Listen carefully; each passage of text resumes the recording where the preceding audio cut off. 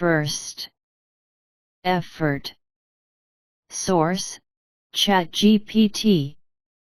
Usually refers to continuous and hard efforts to achieve a certain goal. This effort may involve an investment of time, energy, perseverance, etc. The process of effort usually involves overcoming difficulties, overcoming challenges, and exerting extra effort and perseverance in the hope of eventually succeeding or achieving a certain goal.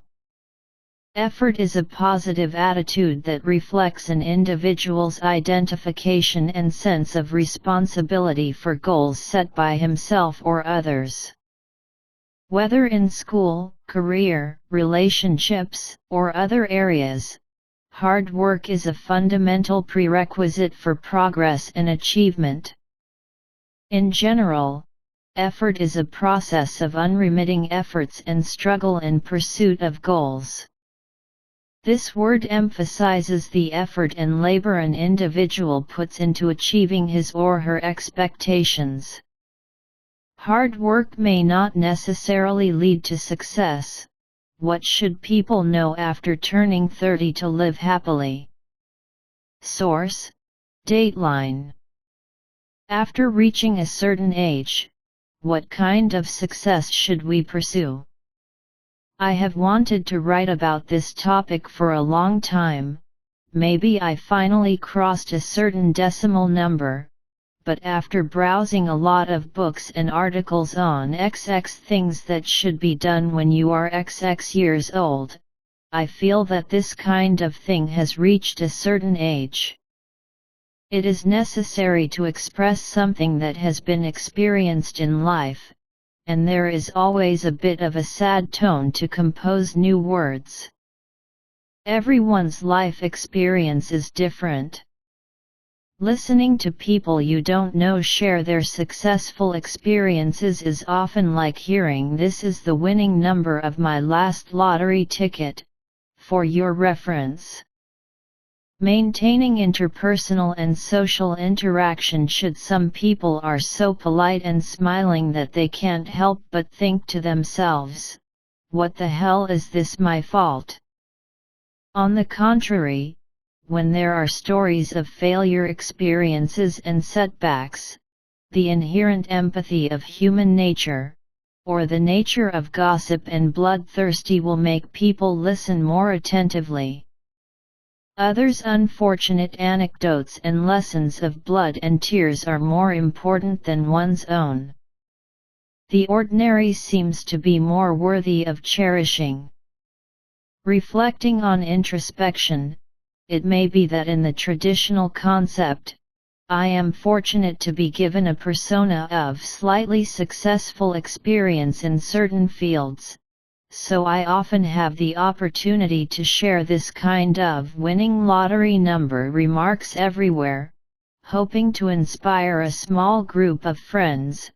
But in this era of information explosion and headlines becoming more sensational than the last, it is probably unknown whether it can inspire more people. As there are more and more success stories of all kinds, the definition of success has become more and more cunning. If you have an annual salary of millions, you can be repeated by the headlines again and again, and you can also be praised for giving up Wall Street and switching to farming. God, it seems that those who have always chosen to engage in farming have nothing to praise, and even those who have clearly failed and never made a comeback can still talk about their experiences in the form of "the emphasis is on the process" or "learning is more important." The value of, in other words, give a positive conclusion to overshadow the fact of failure, and then deduce alternative models of successful people based on this. Of course, leaving aside the debate about success or failure, there are a plethora of books on spiritual growth. In this era, even if you cannot achieve results recognized by mainstream values, you can still change the direction and use AQS spirit to find a new way and put being yourself at the forefront. Everyone can find a comfortable way to live in the world without breaking the law.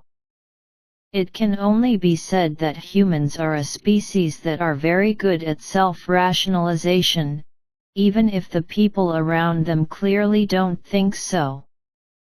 I never think success stories can be good or bad, it's just a story. In most cases, we first have successful people and things, and then we shape and construct the so-called successful experiences. With the arrogance and rudeness of Elon Musk's remarks, if it were not for several extremely successful entrepreneurial projects, he would only be regarded as a buffoon by the media. However, it is precisely because of Tesla's great achievements, his actions, and any trivial childhood memories, after a little rhetorical polish, it seems that they can all become the characteristics that successful people must possess and be included in the Harvard Business Review, allowing a generation to another generation of people who dream of starting a business dream that one day they can be as powerful as they are. Most of the time, we talk about heroes by their results. Winners are kings and losers are scumbags. Frankly speaking, there is really no need to recite Jack Ma's quotations or imitate 100% the life routine of Bill Gates. As long as you can focus on one thing wholeheartedly, and the right time, place, and people happen to push you into the camp of winners, there will naturally be a mass of media and public opinion to help you polish it, build a relevant character image, and then guide you to other goals. For example, traffic monetization, podcasting, and outputting some value may sound like a reference at first glance, but in fact there is not much executable or replicable content. Although this statement has different opinions, each generation, and the people of that generation, will always have different perceptions at different ages. There are no and should not be any standards for the management of life, work, and intimate relationships, and it is really difficult to generalize about what kind of success we should pursue. I really like Reflections on Success, a book written by Harvard professor Michael Sandel a few years ago. When I first read it, I thought it was very interesting that he waged an all-out war on elitism, but the core concept in the book is your success is not it all comes from your own hard work is quite inspiring, because there are too many invisible classes and barriers in society, which contribute to the deliberately created atmosphere of hard work leads to success. The book does not say that successful people do not need to work hard, but it points out that in order to be successful in today's world, there are too many factors that are deliberately not mentioned, such as those that can be manipulated to facilitate the legitimacy of the elite class to continue their rule. That's the concept.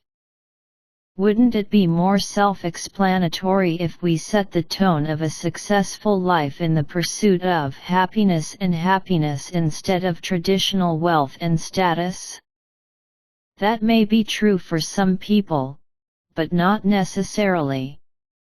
Psychologist Edgar Cabanas and sociologist Eva Illouz clearly points out in her book Making Happy Citizens, how the happiness industry controls our lives. The pursuit of happiness in modern society has become a selfish concept, and many people regard happiness as a consumer product and business.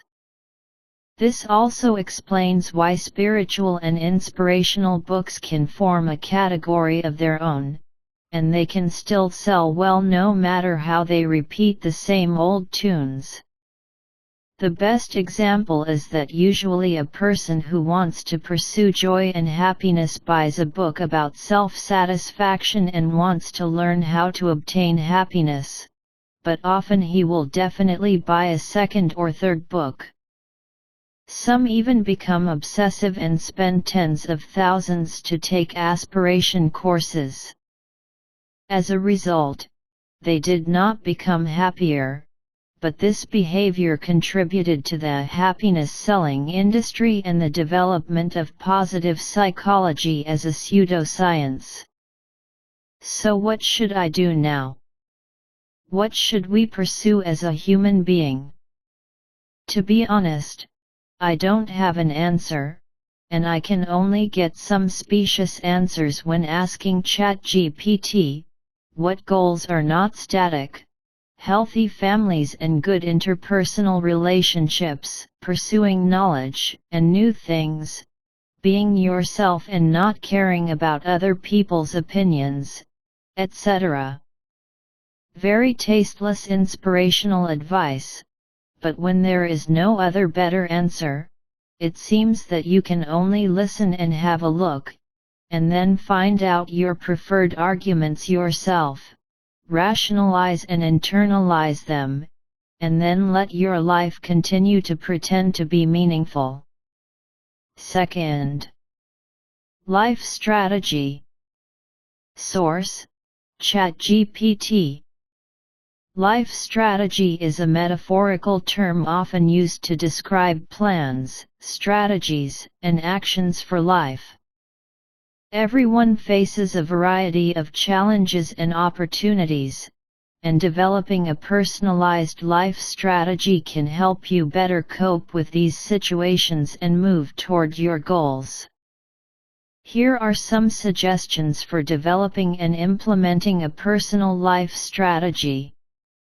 Get clear on your goals. Know what you want to achieve in your life. This may include goals for career, education, family, health, etc. Planning. Develop a detailed plan for achieving your goals. Break down long-term goals into short-term goals and set specific steps and timelines for each goal. Learning and development. Continuous learning and personal development are important components of the life strategy. Improving your skills and knowledge can help you better adapt to change and succeed. Build a healthy lifestyle. Maintaining physical and mental health is crucial to achieving your life goals.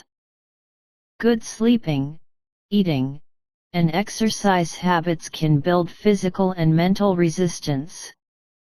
Build good relationships. Build positive and supportive relationships with others. Not only can this provide emotional support, it can also be helpful in career and life. Adapt to changes. Life is full of changes, and being flexible and adaptable to changes is the key to success. Learn to learn from failures and adjust your plans and strategies. Pursue inner satisfaction. Not only pursue external success, but also focus on inner satisfaction. Find the things that make you happy and fulfilled and experience them in your daily life. Positive attitude. Maintain a positive attitude. Stay optimistic when dealing with difficulties and setbacks, and believe that you can overcome difficulties. Everyone's life strategy is unique and depends on the individual's values, goals, and life circumstances. Developing a life strategy that works for you requires constant reflection and adjustment to ensure that it meets personal growth and happiness. Make your own way. Does life strategy exist? Source: Chat room. Everyone's life journey is unique, but some people may be wondering, is there a guide to follow that can help them go more smoothly? This article will explore the existence of life strategies and provide some suggestions to help you find your direction in life. Life is a path of constant exploration. Some people have clear goals in life from birth, while others take a little time to find their way. For the latter, life strategies seem to be an attractive idea. However, here's a question: do life strategies really exist? While there's no one-size-fits-all guide to life, there are some general suggestions that can help you find your direction. First, understanding who you are and finding your passion will help you find a direction to focus on. Secondly, don't be afraid of failure and learn to grow from failure. Finding your own interests and hobbies, exploring your potential and continuing to learn can also help you lead a successful life. Everyone's life path is different, and applying life strategies to everyone may not necessarily be effective. A successful life strategy should be based on your own passions, interests, values, and goals, rather than applying other people's successful experiences. Try new things, try new activities, learn new skills, read new books, watch new documentaries, etc. As you try new things, you may discover that you enjoy certain areas or topics, thus finding your passion. Attend social events. Attending social events allows you to meet new people, hear their stories and interests, or try new activities with them. Not only will this help you expand your network, but it will also allow you to discover your interests. Challenge yourself. Try doing something you've never tried before or think you're not good at. This will allow you to discover your potential and abilities, and possibly the things you enjoy. Take time to think. In a calm environment, take some time to reflect on your past and present interests, likes, and thoughts. This allows you to understand yourself better and find your interests. Learn new skills. Learning new skills allows you to experience different challenges and fun, and gives you the opportunity to discover your own interests. These are some methods that may help you find your interests. I hope they are helpful to you. Remember not to compromise to conform to society's expectations or the expectations of others. It's most important to follow your own path. Finding your own direction may take time and effort, but when you are on the path of your own choosing, you will discover the true meaning of life. Third, ableism. Source: ChatGPT. Ableism is a philosophy or concept that emphasizes that individuals should be evaluated and rewarded based on their abilities and performance in society, the workplace, or other settings. This concept emphasizes that an individual's abilities, skills, and contributions should be the primary criteria that influence how they are treated, rather than other factors such as social status, background, or personal relationships. Within the framework of ableism, people are often encouraged to achieve success by working hard and improving their abilities. This concept holds that society and organizations should provide equal opportunities so that everyone can receive corresponding rewards and recognition based on their abilities and efforts. However, sometimes ableism can also be criticized as being too simplistic because it may ignore the influence of other factors on the development and success of a person's abilities, such as social background, lack of equal opportunities, etc. In practice, it is important to balance ableist perspectives with a focus on social justice to ensure that everyone has the opportunity to develop their potential without unjust constraints. Source: Baidu Encyclopedia. An educational trend that advocates that access to higher-level education should be determined based on a person's cognitive abilities rather than their family background. Source: Wikipedia. Meritocracy, meritocracy, meritocracy, meritocracy, or meritocracy, English, meritocracy, usually refers to a political philosophy that advocates that the distribution of power should be based on individual talents and merits. In this system, an individual's advancement and promotion are based on his or her merit in the field and his/her intellectual talent as measured by examinations. The most common and most advantageous test method to test whether a person is accomplished and elite is probably the standardized achievement test based on IQ. In an administrative sense, as a government or other management unit, in daily work, such as business administration, testing whether a person is an elite usually involves assigning appointed tasks and responsibilities to a person, and then based on their merit, i.e. wisdom, credentials, and education, for assessment or examination. However, in a general sense, elite can refer to any form of management achievement.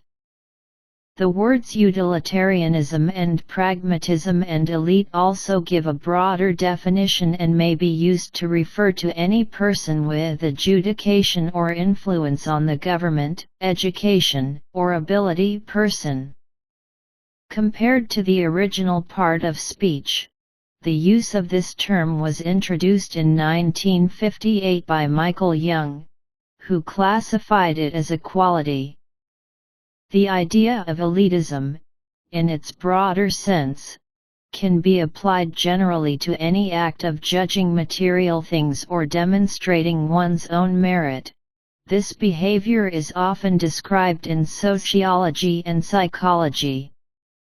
Proponents of elite education do not necessarily agree on the nature of performance, however, they are more inclined to agree that performance itself should be a primary method of assessment. Therefore, from a certain perspective, its value may have reached a level of talent that far exceeds other ordinary people in terms of intelligence, psychology, physiology, education, and professional ethics. Assuming that a person's achievements can always serve as a demonstration and be modified by people, then such a person is likely to become a hero. In other words, the role of demonstration is indispensable in the process of cultivating elites. Less often, the role of demonstration is an intrinsic factor that directly affects whether a person can become an elite. Therefore, mastering and demonstrating something is conducive to promoting the cultivation of elites. The most vivid example is Aristotle, elite. The British equivalent of Aristotle's concept was based on an aristocratic or oligarchic structure rather than in the context of a modern state. Fourth, rising disease and mortality among non-Hispanic white middle-aged Americans in the 21st century. Source: ChatGPT. There are real concerns about rising disease and mortality among non-Hispanic white middle-aged Americans in the 21st century, a phenomenon that has attracted widespread attention in academic research and media reports. Here are some trends and discussions that may be relevant. Substance abuse and drug deaths. Some studies show a trend toward increased drug abuse and drug overdose deaths among middle-aged non-Hispanic whites. This includes issues with misuse of opioids, such as opiates, and synthetic drugs. Rising suicide rates. Studies have shown that suicide rates among middle-aged non-Hispanic whites are also on the rise. Factors such as mental health issues, social isolation, and financial stress may be linked to this trend. Heart disease and diabetes.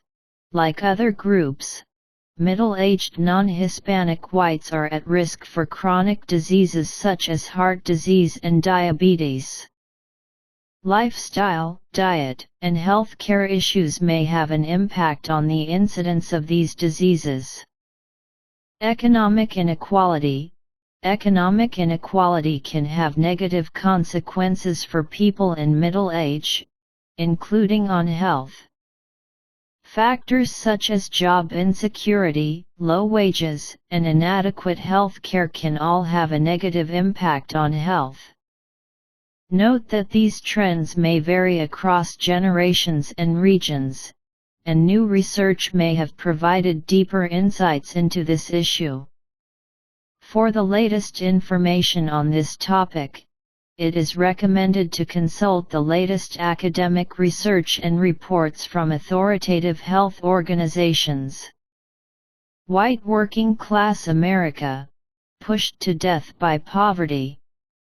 Source: Youth Reference. The research results of Angus Deaton, winner of the 2015 Nobel Prize in Economics, have caused huge social repercussions in the United States. According to the study, the overall mortality rate among white working-class Americans aged 45 to 54 increased by 22% between 1999 and 2014. The American Public Television Network, PBS, stated that the sadness and despair that are raging like a deadly epidemic have made mental health problems and drug addiction increasingly prominent, and have caused terrible losses among white Americans. The British Independent believes that the white working class in the United States is falling into a slow and unstoppable decline. Recently, a 47-year-old Detroit worker lost his job that paid $11 an hour, approximately RMB 72.3. He accidentally knocked down a ladder while driving a forklift in a factory. No one was injured and no damage was caused, but he was fired anyway. Shortly after he lost his job, his wife, who worked in a cleaning company earning $8 an hour, approximately RMB 52.6, decided to leave him. The stress of not being able to find a job and being alone without anyone around him left him depressed and anorexic, and he had to start taking antidepressants. The white worker told the Atlantic Monthly that he and his wife divorced because she had a job and I was penniless. The fight for family financial power became increasingly intense. Research by American sociologists Andrew Sherlin and Charles Murray found that well-educated couples are more likely to marry and have children within marriage, while working-class whites perform worse on these indicators. Unsatisfactory. Economic difficulties make it difficult for them to follow the traditional pattern of getting married and having children, and the long-term unemployed often face separation and divorce. From 1980 to 2010, the share of single white mothers without a college degree increased from 18% to 30%, while among college graduates the share increased only from 6% to 9%. Losing the support of a marital relationship makes life even harder for many working-class people. A 54-year-old white woman who once worked at a Ford factory said her husband left her after she lost her stable source of income. "God, I don't think the basis of our relationship is my money," she told The Atlantic. Unable to pay her mortgage, she lost her house and had to move in with a male friend. She was depressed, unable to sleep at night and constantly worried about falling into poverty. "I'm a loser," she said. Lack of religious belief may be another factor pushing the white working class into trouble. Since the late 1990s, the number of Americans who say they have no religious affiliation has increased from 8% to 21% in 2014. Religious beliefs may provide crucial psychological protection when social support and the collective protection of trade unions are lacking. Some people see religion as a way to save themselves from the constant troubles in their lives, while others rarely or never go to church because they are ashamed of their unemployment. A Michigan worker said he had been so angry since losing his job that he read the Bible every night to calm himself down but never showed up to church. "I want to listen to the Bible, but I don't want to see them dressed up." Another way he relieves his depression is to go out and smoke. There are many people like him, with no one to talk to and no one to rely on. Compared with African Americans, white Americans are more likely to believe that success is the result of personal effort. This individualistic culture makes them more likely to be desperate and lonely when they fail. "You really can't trust people anymore," he said. "You can't call any of your friends."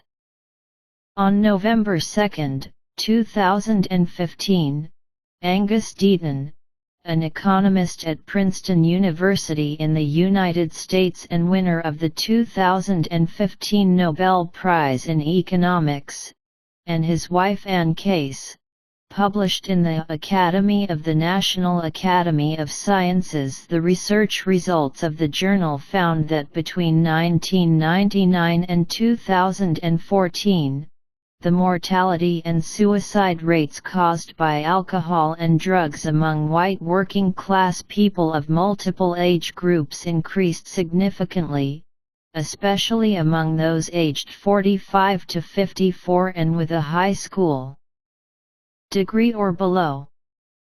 Year male. According to the Washington Post, Deaton's research found that since 1999, the number of deaths due to suicide, alcoholism, and drug abuse among white working-class Americans aged 45 to 54 has increased sharply, and the overall mortality rate of this group has increased 22%. Except for the impact of HIV, this phenomenon is very rare in the modern world, Deaton told the New York Times. According to a report by Bloomberg in the United States, the lifespan gap between blacks and whites is narrowing. Overall death rates for middle-aged blacks are still higher than for whites, but death rates are declining among African Americans and Hispanics, while those among whites are rising.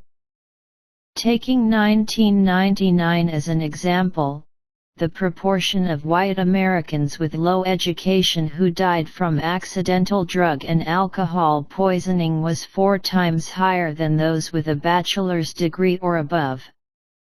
By 2013, their mortality rate was 7 times that of well-educated whites. Moreover, it is not obesity, cancer, or heart disease that kills white working-class Americans. Their disasters are often self-inflicted suicide, overdose of painkillers, alcohol, or drugs. Deaton estimated that if the death rate among whites continues to decline like that of other races, the estimated death toll of 488,500 between 1999 and 2013 may be reduced. According to the U.S. Wall Street Journal, this conclusion is called astonishing. The American Salon magazine bluntly stated that this situation should not happen. For nearly a century, the familiar narrative among Americans has been that better nutrition and health care will guarantee longer lives, especially for whites with higher incomes, better health care, and safer neighborhoods. However, the latest poll released by NBC shows that nearly half of Americans are angrier than last year, and whites are the ethnic group most likely to feel angry, surpassing blacks and Hispanics. Among them, the angriest and most pessimistic Americans are precisely the middle class whose annual household income is between $50,000 approximately RMB 329,000, and $74,900 approximately RMB 492,000. At a Democratic rally in Iowa, U.S. Republican presidential candidate Hillary Clinton recounted a conversation she had with her husband about the rising death rate among white Americans. "People feel like the American dream is slipping away from them, and they're dying of grief," Clinton, a former president, said. "Even more depressing is the empty wallet." The New York Times argued that the disease killing working-class whites was caused by desperation and obvious economic causes. Ross Douthat, a conservative columnist for the New York Times, said that white Americans with low education levels are facing increasing social and economic pressure, with stagnant wages, broken families, and a society in which they live. The environment is chaotic. The American Quartz magazine also stated that the white working class died in despair due to the bleak economic prospects. The white working class has not always lived at the bottom of society. They have had a glorious history. From the 1950s to the 1970s, the American working class was the wealthiest and most economically secure group of people in the world, but the good times did not last long. The decline of manufacturing is dismantling America's once strong middle class. During the economic crisis that began in the late 1990s, the number of jobs created by U.S. manufacturing fell sharply, and worker losses were exacerbated by outsourcing and an increase in the number of machines. The hollowing out of American industries caused by the North American Free Trade Agreement has caused a significant increase in the absolute number of unemployed people. The contribution of blue-collar jobs to the U.S. economy fell from 28% in 1970 to 17% in 2010. Wage levels have stagnated, and industrial relocation has turned many cities in the central and western regions into half-empty cities. The millennial generation born after the 1980s faces the prospect of becoming a generation that has become more prosperous than their parents since the end of World War II. The first generation had an even worse life. Survey results released by the Pew Research Center in December showed that the size of the American middle class has shrunk over the past few decades.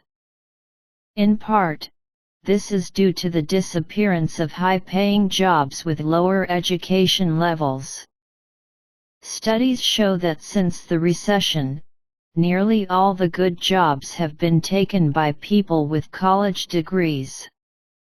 This means that for the first time since the 1970s, middle-income families in the United States do not constitute the majority of households in the United States.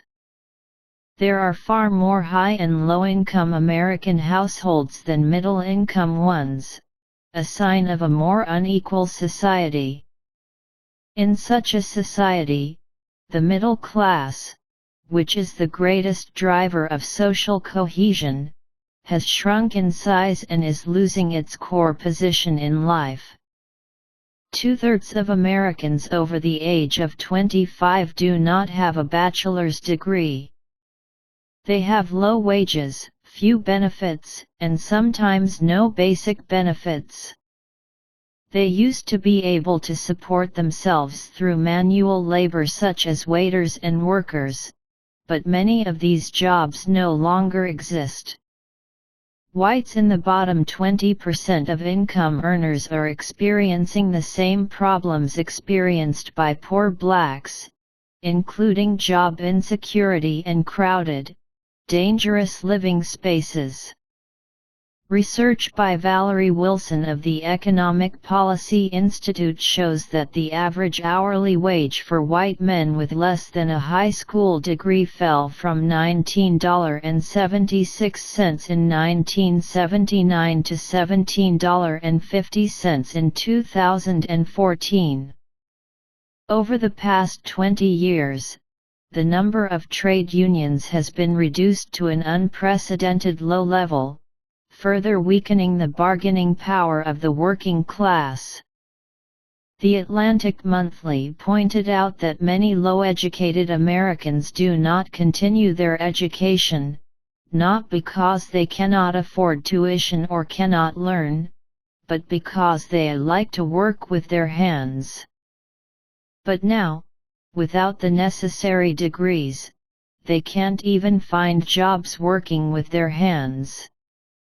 According to the U.S. Forward website, data from the U.S. Federal Bureau of Statistics show that white people with low education have the lowest incomes, the highest unemployment rates, and the least hope of finding a new job after losing their jobs. Many of them end up living in their cars and relying on food banks. Deaton's research pointed out that the economic prospects of the white working class have continued to decline, and the middle-income households composed of high school graduates fell by 19% during the study period, which may increase their anxiety about their personal financial security, and in turn lead to symptoms of physical and psychological illness. Fifth, working class. Source: ChatGPT. Working class refers to the group of people at the socio-economic level who mainly obtain salary income through labor, rather than through other capital means such as investments, stocks, and real estate. The term is generally used to describe people whose primary source of livelihood is work, usually in blue-collar or white-collar jobs. Here are some characteristics and considerations for working-class people. Salary income. Working-class people earn their salary primarily through work. Their income usually comes from a monthly or weekly salary, which may be related to hours worked, job tasks, or position. Labor market.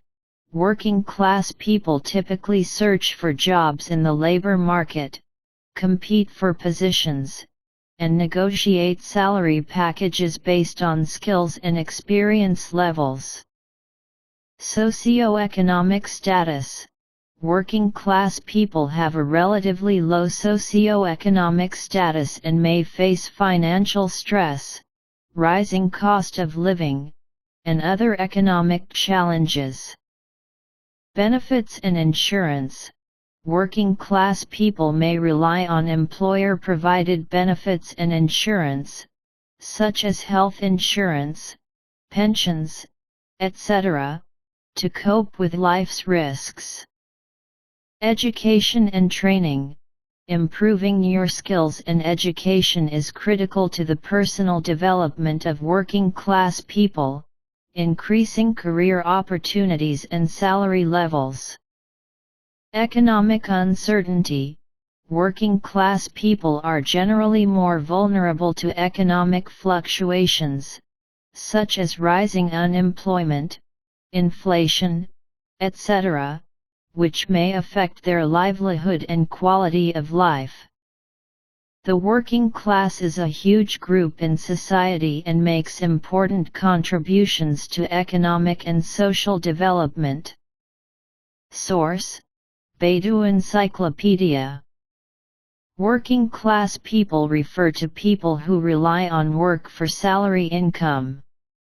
In the past, the working class was limited to those working in state-owned enterprises or collective enterprises. With the development of the private economy, the scope of the working class has gradually expanded. Workers in private enterprises, low-level professional managers, and long-term migrant workers all belong to the working class. Senior managers and temporary migrant workers should not be classified into this category.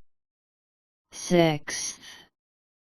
Ableism depends primarily on talent and opportunity. Source: ChatGPT. Ableism emphasizes individual effort, skill, and performance, but talent and opportunity also play an important role in an individual's path to success. Here are some relevant points. Talent. Individual talents, including innate abilities, intelligence, creativity, etc., can play a key role in developing personal abilities and success. Some people may be born with the potential to succeed in a particular field. Opportunities. Opportunities in the social and economic environment are also critical. Some individuals may have greater opportunities because of birth in a particular region, family background, social class, or due to historical and cultural factors. Social justice. The implementation of the concept of ableism should also consider social justice. If opportunities are unfairly distributed, certain groups of people face greater challenges, even though they may have equal or greater talent. Education. Education is an important factor affecting the development of individual abilities. However, educational opportunities may vary across regions and societies, which may also lead to unequal opportunities. In real life, success is usually the result of a combination of multiple factors, including individual efforts, talent, opportunities, education, etc. Understanding the interrelationships of these factors can help provide a more comprehensive view of success and failure both individually and in society. To promote social justice and equality, it is sometimes necessary to take measures to reduce inequalities in opportunity to ensure that everyone has an equal opportunity to develop their abilities. Scientific model shows, life itself is unfair. Source: Sina. In the highly competitive modern society, elitist thinking is mostly rooted in the belief that success is mainly due to factors such as talent, intelligence, skills, intelligence, and hard work. Sometimes, we are also willing to admit that luck plays an important role in achieving significant material success. But in fact, the importance of external forces such as luck in individual success stories is generally underestimated. People are generally reluctant to attribute good times purely to luck. Many people who achieve material success in society prefer to believe that it is the result of intelligence and hard work.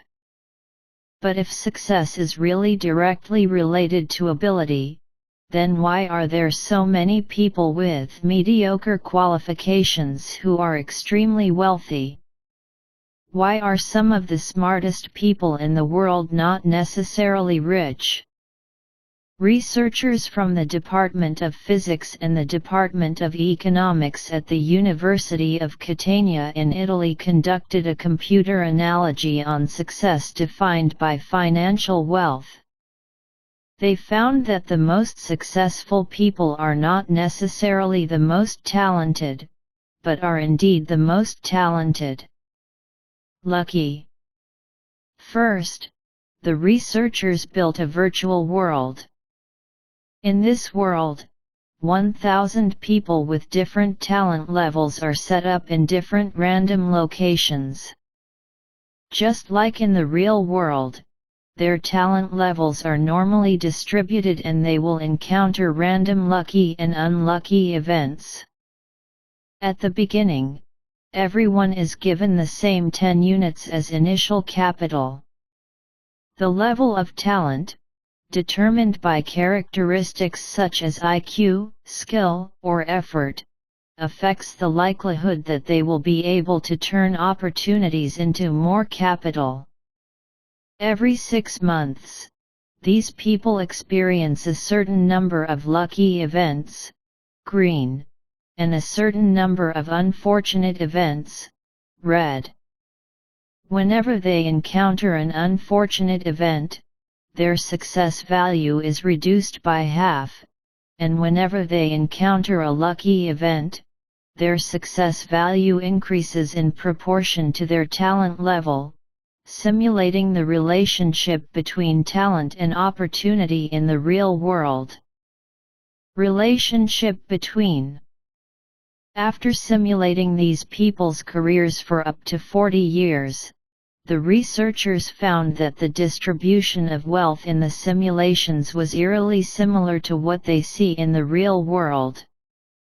They successfully replicated the so-called Pareto law, which states that only a small number of people can obtain the most capital.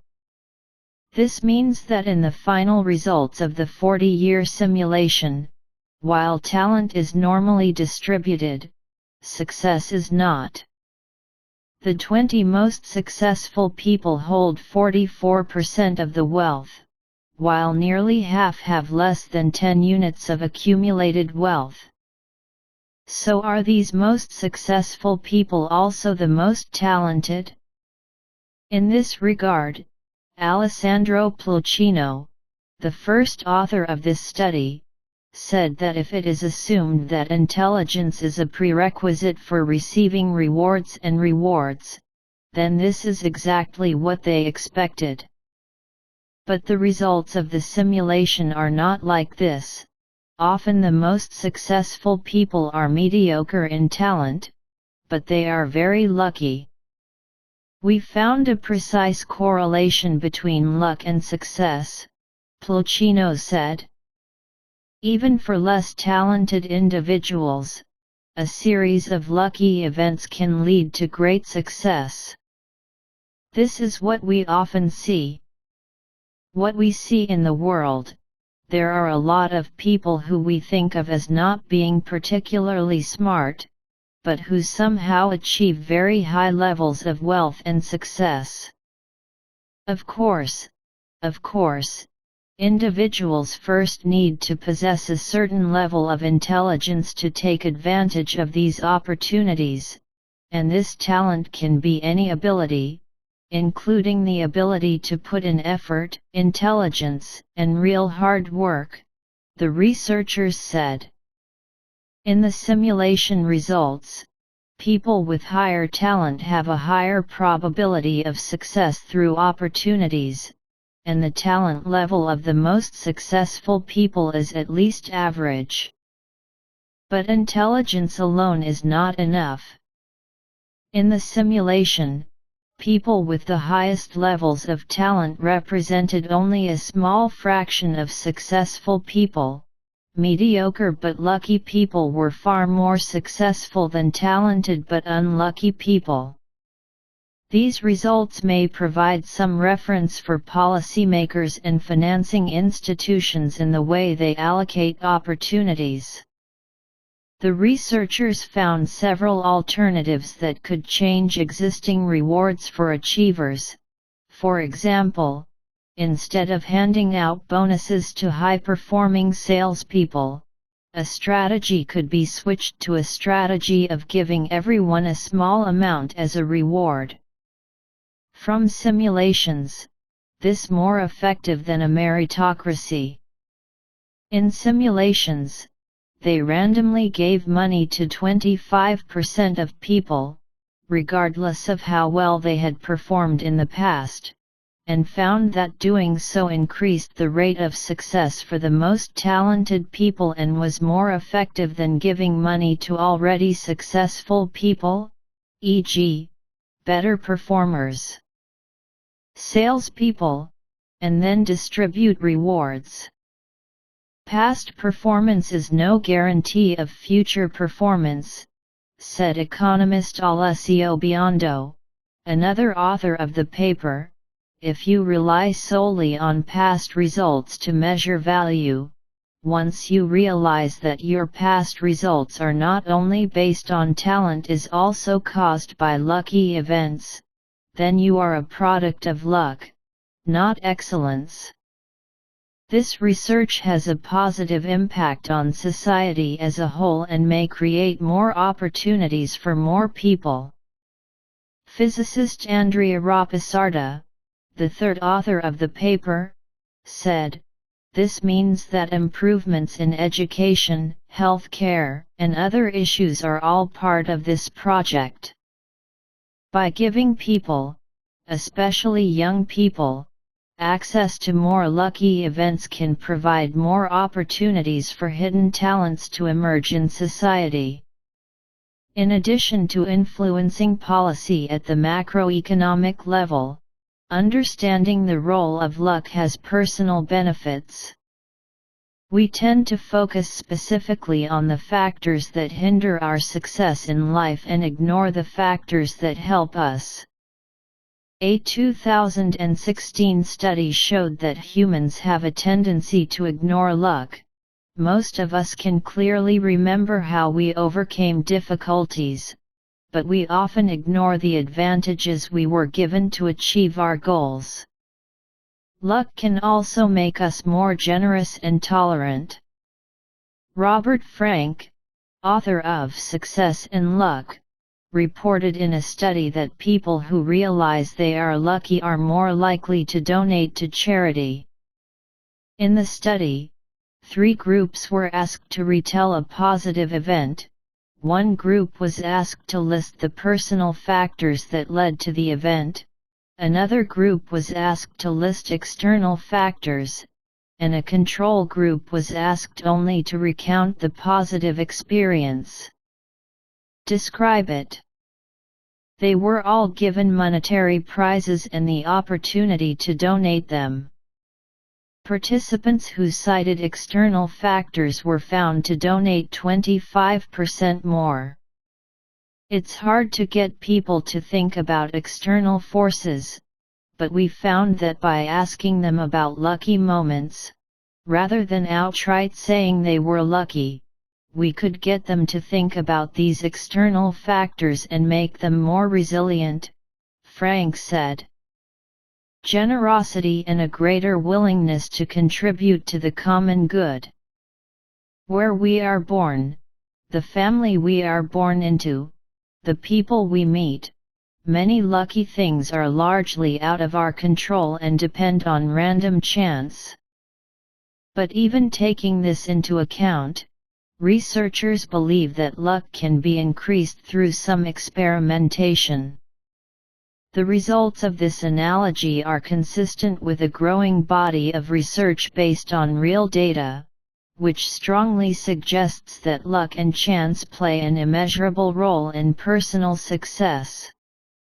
Researchers believe that the current reward system and resource allocation usually give those who have received high returns, which may be the reason why the most talented people lack opportunities. Researchers believe that an environment full of opportunities, a good education system, and effective financial resource allocation strategies are all crucial for people to have more chances of success. They believe that at a macro level, any policy that might affect these factors would bring greater collective progress and innovation to society, while also implying more individual self-actualization. 7th. Virtue is its own reward. Source: ChatGPT. Blooming flowers bloom late is a Chinese idiom. The full text is blooming flowers bloom late, which means that some people or things may take longer to show their true greatness or achievement. This idiom emphasizes an attitude of patiently waiting and believing in future success. Some people may not be noticeable or achieve significant results in the early stages, but over time, through continuous hard work, learning and experience accumulation, they may eventually achieve impressive success. This idiom also reminds people not to judge themselves or others prematurely, as achievement is often a long and complicated process. In life and career, perseverance, continuous learning, and an attitude of not being eager for success are often more conducive to ultimately achieving greater achievements. A late bloomer is wrong. It means a late bloomer. Source: Fenkai. A late bloomer. This sentence comes from the Tao Te Ching. I remember it is chapter 41. However, according to the Ma Wangdui silk script unearthed in 1973, this sentence should actually be a great weapon is exempt from failure. A great tool is free from failure is more in line with Lao Tzu's teachings of inaction and Tao follows nature. This sentence is really my secret. We will find that all those who have done great things in history did not actually rely on hard work, but God has already paved the way they should go. It is useless to just rely on hard work. So before the age of 28, Lu Xiu, who was basically a follower, already had half of the world by the time he was 31 years old. Liu Bei, who had been mediocre and inactive all his life, won the Battle of Chibi a year after getting Zhujiang at the age of 50. Zhu Yuanzhang, who was still begging for food before he was 25 years old, was already an important leader in the south at the age of 32. We will find that these people are so gorgeous that almost immediately they turn around. None of this depends on human effort, it is indeed destiny. Therefore, the Buddha said form is empty, Lao Tzu said Tao follows nature, Jesus Christ said faith, hope and love, and the I Ching said self-improvement. These are all correct in fact, and they all tell us to live in the present and do not need to expend all our efforts. Just live every minute to the fullest. How much achievements you have, how much wealth you have, and who will be by your side have all been arranged. All you need to do is to settle your mind. 8th. Life equals talent plus hard work plus luck. Source: ChatGPT. Life equals talent plus hard work plus luck summarizes the main factors that affect success in life. Let's explain each element in more detail. Talent. This refers to the individual's talents, skills, intelligence, and other advantages. Some people are born with great talents in a certain area, which can lay the foundation for success. Effort. Effort is hard work and perseverance to achieve a goal. No matter how talented a person is, without hard work and perseverance, it may be difficult to achieve significant results. Luck. Luck refers to the impact of opportunities and external circumstances on an individual's life and career. Sometimes, some factors that cannot be predicted or controlled, such as chance, good timing, etc., can also have a profound impact on life. This formula succinctly expresses the combined effect of talent, hard work, and luck in achieving success. However, this is only a generalized model, and the actual situation may be more complex and involve other factors, such as interpersonal relationships, education, health, etc. Everyone's life journey is unique, so this formula won't definitely work for everyone. Some people may emphasize hard work and overcome difficulties through unremitting struggle. Some people may rely more on talent and opportunity. Understanding the interrelationships between these factors can help people view success and achievement more holistically. Does success depend on luck or ability? The answer to this question depends on whether you look forward or look back. Source: Dateline. Do you think success depends on luck or ability? If you ask this question to different people, you may get different answers and reasons. Even the same person may have different opinions at different ages. At different stages of my life, as I grow older and accumulate experience, my thinking and understanding of this issue have also changed a lot. In this article, I want to share with you my 4-level thoughts on success and luck. The first level: successful learning thinking. When I was young, I was eager to succeed and make money. I read a lot of books about success, celebrity biographies, and chicken soup for the soul, like, "Forget it. It's better not to say it. It's too embarrassing to say it." In terms of value advocacy, this type of book will constantly instill in you values such as, if you work hard, you will succeed. You didn't succeed because you didn't work hard enough. There is no failure, only failure. In terms of argument structure, these books like to use examples to demonstrate. They will cite some short stories of successful cases and extract a set of methodologies from them, and tell you that as long as you follow these methods, you will also succeed. At the underlying logic, the logic of these books is, success is not a random or accidental event, but an inevitable event with a clear causal relationship. It is a causal chain composed of a series of because and so, and as long as you work hard to climb along this chain, you will succeed. The same is true for those who are promising.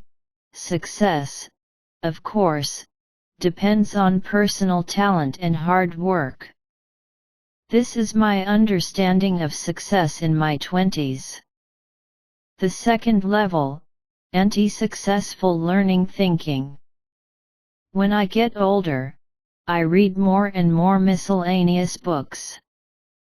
From books in various fields, I came into contact with knowledge and concepts that I had never heard of before.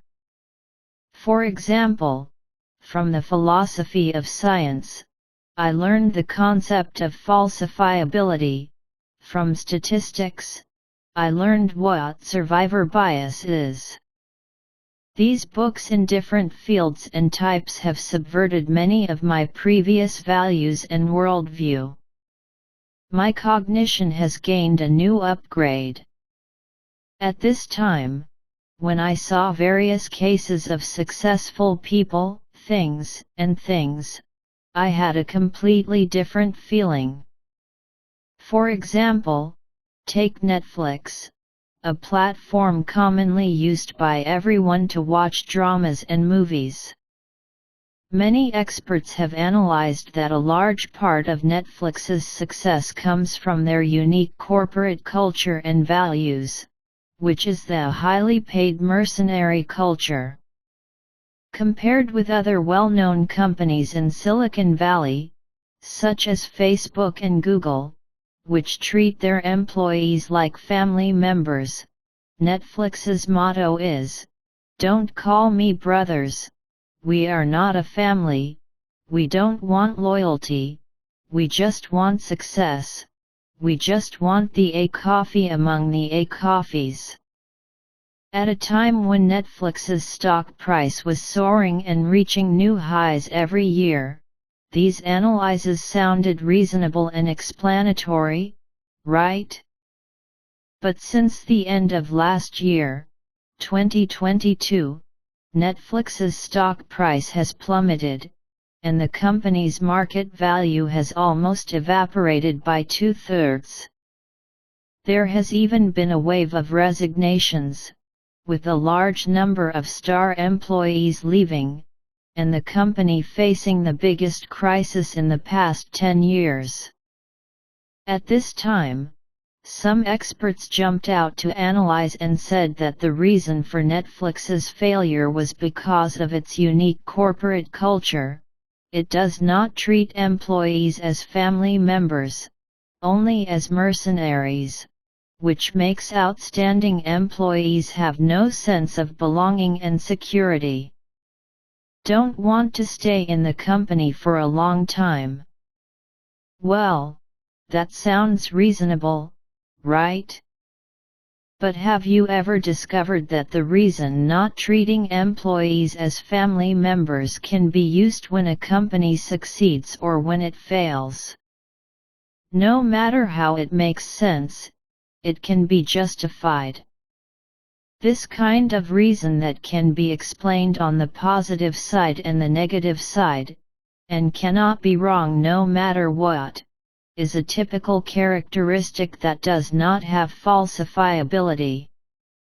This can often be seen in the analysis of many successful cases.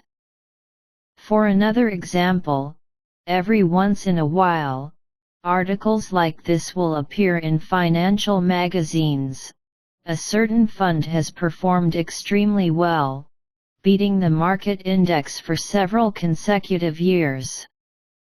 Every time I see relevant reports, I skip them, not because I have no interest in investment and financial management, but because I know that this is a typical survivor bias.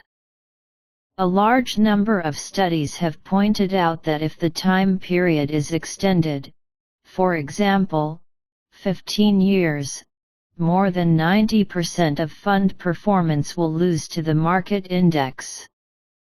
The stock god Buffett also said in an open letter to shareholders in 2017 that no one can beat the large cap index fund, and even made a $500,000 bet to prove his old man's idea. Therefore, the good performance of many funds may only prove that the trading manager is lucky and does not mean that he has excellent stock selection and investment capabilities.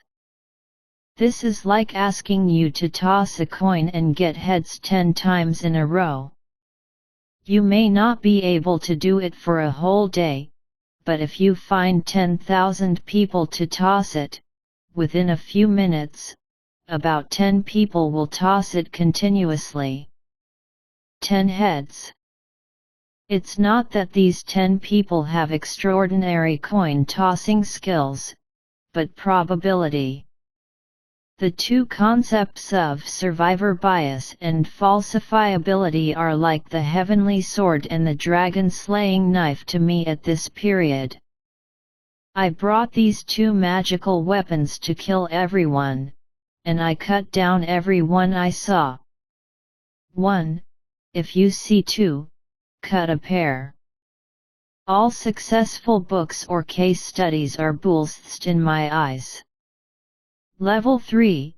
Successful scientific thinking. As I grow older, my understanding of success has reached the third level, which I call successful scientific thinking. Science is a very powerful thing. It has strong explanatory and predictive power.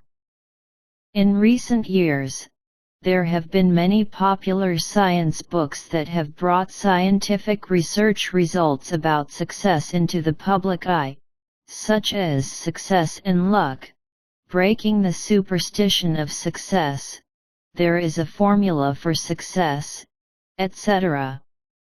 There are many interesting and thought-provoking contents in the book.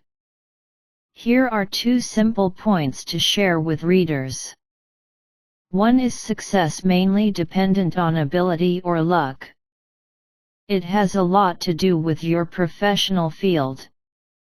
If you think of the impact of ability and luck on success, or achievement, imagine it as a spectrum, with ability on the far right and luck on the far left.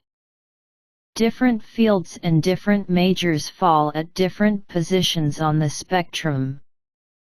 Being on the far right side of the spectrum means that success depends entirely on personal ability and efforts, such as chess, Go, and tennis. In these fields, it is almost impossible for you to see a newbie, relying on luck, unexpectedly defeat the masters in the field. Being on the far left side of the spectrum means that your success or achievement is entirely determined by luck, such as buying lotto, playing slot machines in a casino, etc. This type of activity is almost entirely dominated by luck, and personal ability and hard work are of no use. In addition to the few examples cited above, in daily life, most professional fields fall between the two ends of the spectrum, that is, they are affected by both ability and luck, but some are more to the right and some to the left. For example, in football, research has found that the ratio between ability and luck is about 7-3. In other words, ability contributes 70% and luck contributes 30% to the team's victory or defeat. It is also because of this that we see upset results in football matches where a weak team beats a strong team from time to time. Another example is stock investment, especially in the short term. Research has found that the ratio between ability and luck is about 2:8. That is, if investment performance wants to beat the market, luck contributes 80%, while ability only contributes 20%. This is probably why the stock god Buffett offered a reward of $500,000, betting that no one can beat the market index. Too extreme success requires extreme luck. Take as an example a person that everyone is familiar with, Bill Gates. There is no doubt that Bill Gates is a very capable and visionary man. His comprehensive ability value may be 10 or 100 times that of ordinary people, but his wealth is tens or hundreds of billions times that of ordinary people. Even many people who are as smart as him, or even smarter and more visionary than him, have not achieved the same level of success as him. From this perspective, the wealth and achievements achieved by Bill Gates seem to far exceed what can be explained by personal ability. Why is this? Research has found that it's because his luck is really, really good. Note, it is not ordinary good, it is very, very good, so good that it is beyond our imagination. Many books have talked about several key good luck moments in Bill Gates' life. First, Bill Gates just happened to be born in 1955. If he is born a few years later, his youth, when he has the strongest learning ability, will not be able to catch up with the first wave of personal computers. If he is born a few years earlier, he will be too old when this wave comes, and the opportunity cost of changing tracks will be too high. Second, Bill Gates happens to have a talent for programming. Otherwise, when the big wave of the times comes, even if he stands on the cusp of the wave, he will not be able to fly. Third, the private high school where Bill Gates attended was the only ultra-high-end computer in the United States that provided students free of charge and the ability to see calculation results in real time. There must have been many students like Bill Gates who were talented in programming at that time, but he was one of the few high school students who had access to computers, even the most advanced computers. Fourth, when Bill Gates took a leave of absence to start his own business, it happened that the technology giant IBM needed an operating system for personal computers. If any of the above events had not happened, with Bill Gates' intelligence, he would certainly have succeeded, but he would never have achieved such a huge success. Therefore, in order to become a super rich, in addition to ability, you must also have such a series of good luck. Level 4. Successful belief thinking. Finally, there is the fourth level, belief thinking about success, which is also my current understanding of success and luck. Especially in the past few years, I have read some books on free will and have a deeper understanding of this issue. Do people have free will? This question has been debated in philosophy for hundreds of years. An interesting study found that if ordinary people were asked to read a scientific article, "People have no free will," their behavior would become more aggressive and irresponsible compared to a control group who did not read the article. This means that whether free will exists objectively may not yet be determined, but subjectively, just believing that free will does not exist will change people's behavior. This gave me an inspiration. Subjective beliefs can affect a person's behavior more than objective facts. So from this perspective, whether success depends on ability or luck is not objectively important. What really matters is, subjectively, what do you believe? Do you believe that success depends on ability, or do you believe that success depends on luck? What you believe in your heart will change your outer behavior accordingly. People who believe that success depends on ability also believe that fate is up to you. Therefore, on the way to your goals, you will focus on areas within your control. When encountering difficulties, you will turn to yourself, make internal attributions, and find ways to improve yourself to overcome difficulties without complaining about yourself. Bad luck because he believes that I have no control over my destiny. But if this belief is pushed to the extreme, when this person achieves success, he is likely to become proud and arrogant, and look down on people who have failed or achieved less than him, thinking that all this is because these people do not work hard and are not as capable as him. On the contrary, people who believe that success depends on luck, that is, they believe that people plan things, and success depends on God. There are many uncontrollable external factors involved in success, and there are limits to what individuals can do. Therefore, after achieving something, he will be more humble and compassionate when facing disadvantaged groups, because he knows that it is not because he works harder or is more capable, but because he is luckier than others, just like winning the lottery. What right do people have to look down on people who have not won the lottery? But taking this belief to the extreme is not a good thing. When encountering difficulties and setbacks, he is likely to be accustomed to making external attributions, blaming others, and feeling that it is all his bad luck, instead of focusing on himself and finding ways to improve himself and solve problems. When looking at the achievements of others, you may also be cynical and have a sour grapes mentality, thinking that others are just lucky and nothing special.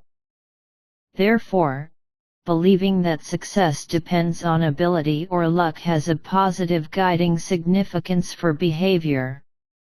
Of course, it will also have a negative impact. In this case, what kind of mentality should we have when looking at success and luck, so that we can have more positive impacts and less negative impacts? 9th. Genetic environment and personality, a study of 850 twins. Source: ChatGPT. Twin studies are an important area of research into the effects of genetics and environment on personality and behavior. Twin studies are usually divided into two types: identical twins, genetically identical, and fraternal twins, genetically similar about 50%. By comparing these two types of twins, researchers can assess the relative influence between genes and environment. Here are some topics that twin studies may explore. Genetic influence. Researchers can evaluate the genetic influence of a certain trait or behavior between individuals by comparing the similarities between identical twins and fraternal twins. Environmental influences. Identical twins share a higher degree of environmental sharing, while fraternal twins share a lower degree of environmental sharing. This allows researchers to assess the impact of environmental factors on personality and behavior. Interactive effects. Studies can also explore interactive effects between genes and the environment, such as the relationship between a gene and specific environmental conditions. Long-term follow-up studies.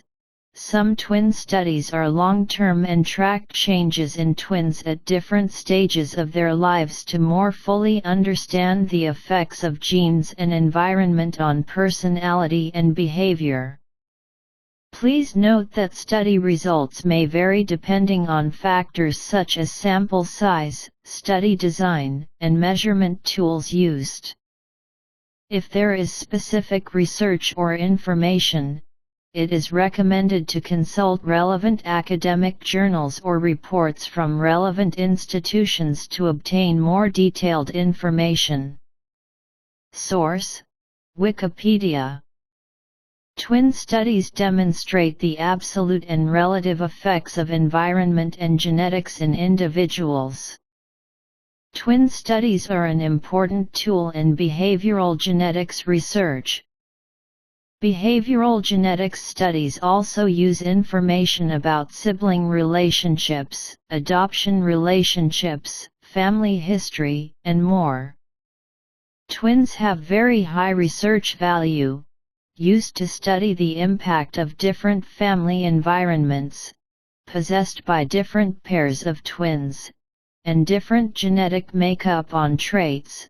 Identical twins have close to 100% of the same genes, that is, the twins are older. Some of the differences including height, susceptibility to boredom, intelligence, levels of depression, and more are caused by experiences that one twin has had and the other has not. Fraternal twins share only 50% of their genes. Because twins were born at the same time and place, they have very similar environmental factors, for example, womb environment, parenting style, education, family wealth, culture, etc. Traits that one identical twin has but the other does not provide powerful data for studying environmental factors.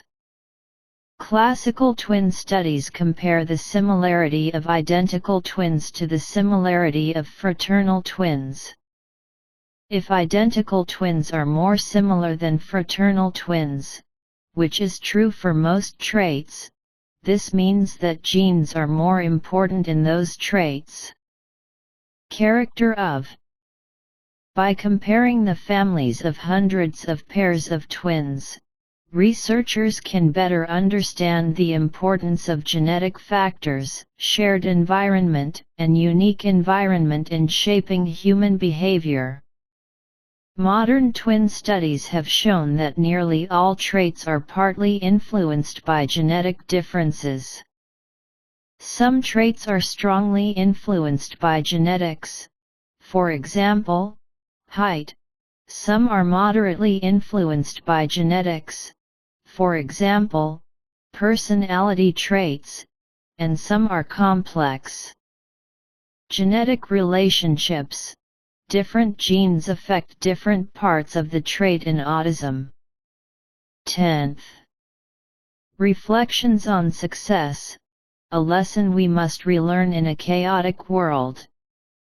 Read Michael Sandel's Reflections on Success, fully open to the elite society. Every criticism of the United States applies to Taiwan. Source: Critical Reviews. If you think that the achievements you enjoy now are the result of your own efforts, then you are worse than the hereditary aristocrats. The aristocrats at least know that they are somewhat lucky, but the current elites have become through the strengthening of the education system and class replication. A group of people who are more cruel and more humiliating to the weak in society. This book is so vicious. The English title The Tyranny of Merit literally translates to The Tyranny of Talent, and the Chinese translation Reflections on Success reduces the critical power of this book.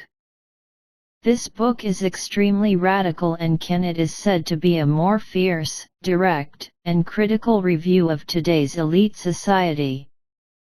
This book is full of fighting power. It can be said to be a Sandel-level writing battle. The most eloquent political philosopher of the contemporary era uses the scale of a book to comprehensively address the topic, and he quotes the classics without any curse words. After reading it, I felt like I was being scolded. But the scolding is so reasonable. He pointed out that the prosperity gospel distorts values. The cloud leftists are out of touch with the people they think they want to protect. The education system rationalizes class differences, and the college admissions selection system allows the country to kill the personality of young people, and denounces liberals who arrogantly enjoy welfare but tear apart groups. The false bubbles of financial industry have no contribution to the group. His main argument is that the current mainstream elite emphasizes their own efforts and believes that they are successful because of their hard work. This is reflected in their academic qualifications. People with education from prestigious schools have become aristocratic elites and have monopolized politics, media, and education. Research funding and social prestige, but they are more arrogant than the previous generation of aristocratic elites, because their success can be said to be the result of my hard work, and it can also be applied to other industries and achievements. Success comes from hard work. It has become a consensus that society can accept, but it has also created new oppression, which is called the talent and virtue system. In the past, Americans did not think that success could be achieved by hard work. They believed that maintaining humility was partly due to the fact that personality traits such as theology and piety cannot be directly equated in the real world, so they had other value judgments. However, the success of global rise after theology, it has been strengthened that successful people enjoy resources as a matter of course.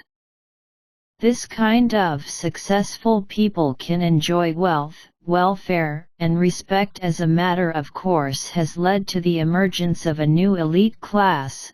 People with diplomas, academic qualifications, or specific occupations will have a greater say in society and influence politics. Other classes, especially occupations with low mobility, providing direct services and being closely integrated with people, will be looked down upon and denounced as inferior. Then elite communities, or communities that consider themselves elite, will use unconscious arrogance to suppress others, such as the weaponization of college degrees such as Harvard Law School and National Taiwan University Medical School. This also makes the elite class easily fall into internal friction, such as the doctoral thesis is true or false, or he conceals the fact that he retakes the exam, and exaggerates his experience and degree ability. Secondly, class replication is strengthened through academic qualifications. Some people are determined to squeeze into a certain academic qualifications, even if they retake the exam many times to waste resources. Another is that parents provide a lot of help. This process of class replication, there is no difference compared to the aristocratic system. They all monopolize resources and make no contribution to the community. However, the elites who are made up of talents and virtues are more arrogant because their success is achieved through hard work and examination and certification. To strengthen, most hereditary nobles in the past knew that their resources came from lucky reincarnations, but today's intellectual nobles are less aware of this. What they talk about is you failed because you didn't work hard. The solution proposed by these new elites is the narrow gate of the imperial examination, which is to encourage people to go to college. But this is a mistake. These educated elites, he uses his own method to provide answers, but he neglects to ask what the workers on the front line need. The result is that the workers are receiving lower and lower wages. Becoming a ticket to speak, the voices of real workers are not heard, and the result is that society becomes increasingly torn and angry. Only now can the ultimate expression of individualism and elitism appear, thinking that it is your own fault for not working hard or not being able to work hard, and blaming it, thinking that it is your own fault for not buying insurance, and thinking that it is your own fault for not estimating risks. Knowledge and wisdom humiliate those who fail or are unfortunate. These people not only do not help, but also add insult to injury. These humiliated people are a large group of invisible voices. In the United States, only 1/3 have a college degree. In Taiwan, there are 9 million people with a college degree, and only 7 million people with college or above. There is not much difference between Taiwan and the United States.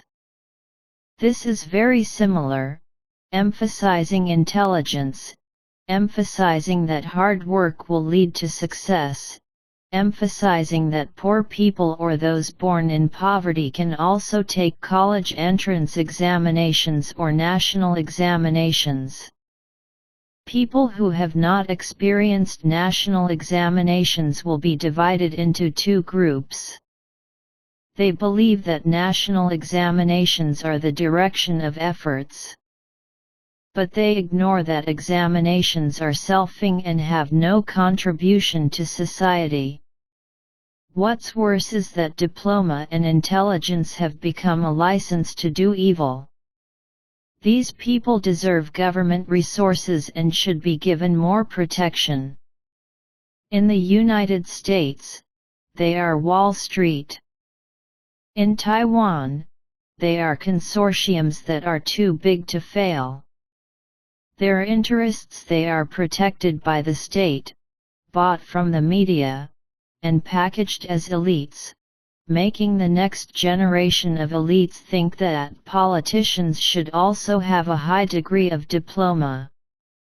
This allows the elite to abuse their next generation and force them to go to the best schools to get gold.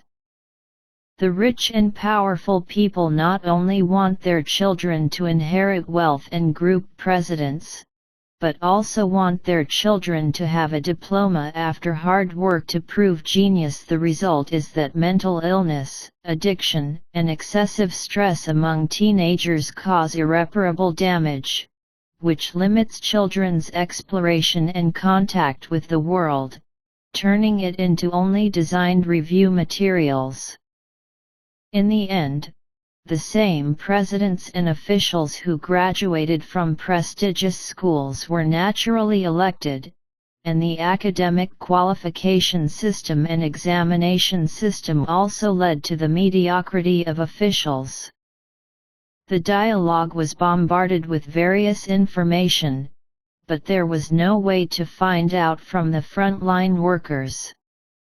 In order to come up with the most beneficial plan for labor, only academics, not real practitioners, can come to power.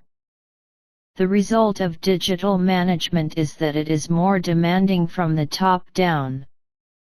At the same time, because of their background in the elite system, politicians are increasingly reluctant to publicly express their central ideas. The problem with most highly educated elite intellectuals is that they are PhDs in a certain field and are accustomed to using technocratic language and saying information to the public. Insufficient, and then start a meeting to discuss. In the process of development, highly educated intellectuals are used to looking for information. What is shown is that they are imitating and are indifferent, and they are getting farther and farther away from the grassroots. The salaries of cleaners, community doctors, nurses, and social protection workers are getting worse and worse, and local firefighting and police equipment cannot be provided. As a result, people who make up the largest group in society have been forgotten, and society pays less and less attention to them. Every public service reform and economic measure has reduced their power, resulting in not only lower income but also lack of corresponding dignity and attention in these jobs. At the same time, the humiliation of the working class also existed. The Academy focused on newer research. Gender movements and ethnic movements became prominent, but the working class did not receive much academic attention. The humiliation of the working class appeared in other ways. The blue-collar class would never. They will be the protagonists of mainstream movies, poems, and dramas, and are almost insulated. Otherwise, they can only be regarded as supporting roles or funny characters. They are mostly discussed with contempt and humiliation, such as Taiwan's 8+9 and the American labor gangster. What's worse is that class humiliation is regarded as humor. When the blue-collar class finds itself and the surrounding environment full of humiliation, it will gradually enter a hopeless death that cannot be reversed. There is no dignity and no social support. The public opinion of the elite will be directed at itself. Failure to plan. Business failure is due to stupidity or lack of effort, poverty is due to lack of saving, illness is due to bad living habits, and accidents are due to failure to control risks. These people cannot expect support and help from the government. Faced with human rights, the government must protect ethnic minorities, immigrants, and the disadvantaged, so it is trapped in its own efforts to exclude the disadvantaged to prove its value, but cannot theoretically convince the elite class. Even worse, yes, the elite have no intention of paying attention to these people. Anyone in their right mind would think that home security social workers and nurses are more valuable to society than casino tycoons. Stock traders can make a lot of money buying and selling every second, but the treatment and equipment of firefighters and middle school teachers are not taken seriously. When we compare like this, we will know that income cannot equal social value, but we have no way to give them the value and honor that society needs. This stems from globalization.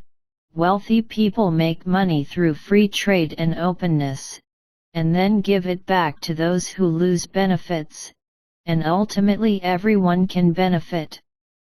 This theory sounds good, but in fact it is full of loopholes in its operation. As a result, the internal tiering costs caused by globalization have emerged. Although the supporters claim to be open and closed, in fact, the elites are extremely arrogant. ready to tear an entire society apart. 11th. Michael Sandel. Source: ChatGPT. Michael Sandel is an American philosopher and professor at Harvard Law School, known for his contributions to political and moral philosophy. His research focuses on justice, ethics, and democratic theory. An important work of Michael Sandel is his book Justice: What's the Right Thing to Do? This book version of one of his popular public courses at Harvard University guides readers to think about the nature of justice and our understanding of a just society by discussing a range of real-life ethical and moral issues. His lectures and writings focus on social justice, individual rights, moral decision-making and other issues, covering many fields, including political philosophy, ethics, and law. Sandel emphasizes exploring ethical issues through public dialogue, making his research very participatory and interactive. In addition to his academic writings, Michael Sandel comments in the public media, participates in public debates, and lectures around the world. His ideas and perspectives have had a profound impact on deepening our understanding of justice and justice. Source: Wikipedia. Michael J. Sandel, English: Michael J. Sandel, March 5, 1953, also translated as Shendale, American political philosopher, Professor of Political Philosophy at Harvard University, Academician of the American Academy of Arts and Sciences, communitarian representative figures. He is famous for his popular online Harvard University open course Justice and his criticism of John Rawls's A Theory of Justice in his 1982 book Liberalism and the Limits of Justice. Sandel graduated from Brandeis University in 1975. Later he studied at Balliol College, Oxford University, under Charles Taylor. Here he earned his doctorate and received a Rhodes Scholarship. Since 1980, he has been the lecturer of the general course Justice at Harvard University. So far, more than 14,000 students have taken this course. This course has been the most enrolled course at Harvard University for many years. In the fall of 2007, 1,115 students chose this course, setting a historical record at Harvard University. In the autumn of 2009, Harvard University launched the Course Openness Project and also promoted this course for the first time. Sandel endorsed some form of communitarianism, although he was uncomfortable with the label, and in this context he is best known for his critique of John Rawls's A Theory of Justice. Rawls's argument relies on the assumption of a veil of ignorance, which he claims allows us to become unimpeded selves. Sandel's point is that we are inherently handicapped in some way, and even hypothetically there can be no such veil of hypocrisy. Some examples of this relationship are with our families, which we are not created through conscious choice but are born with. Because they are not consciously acquired, it is impossible to separate oneself from the relationship.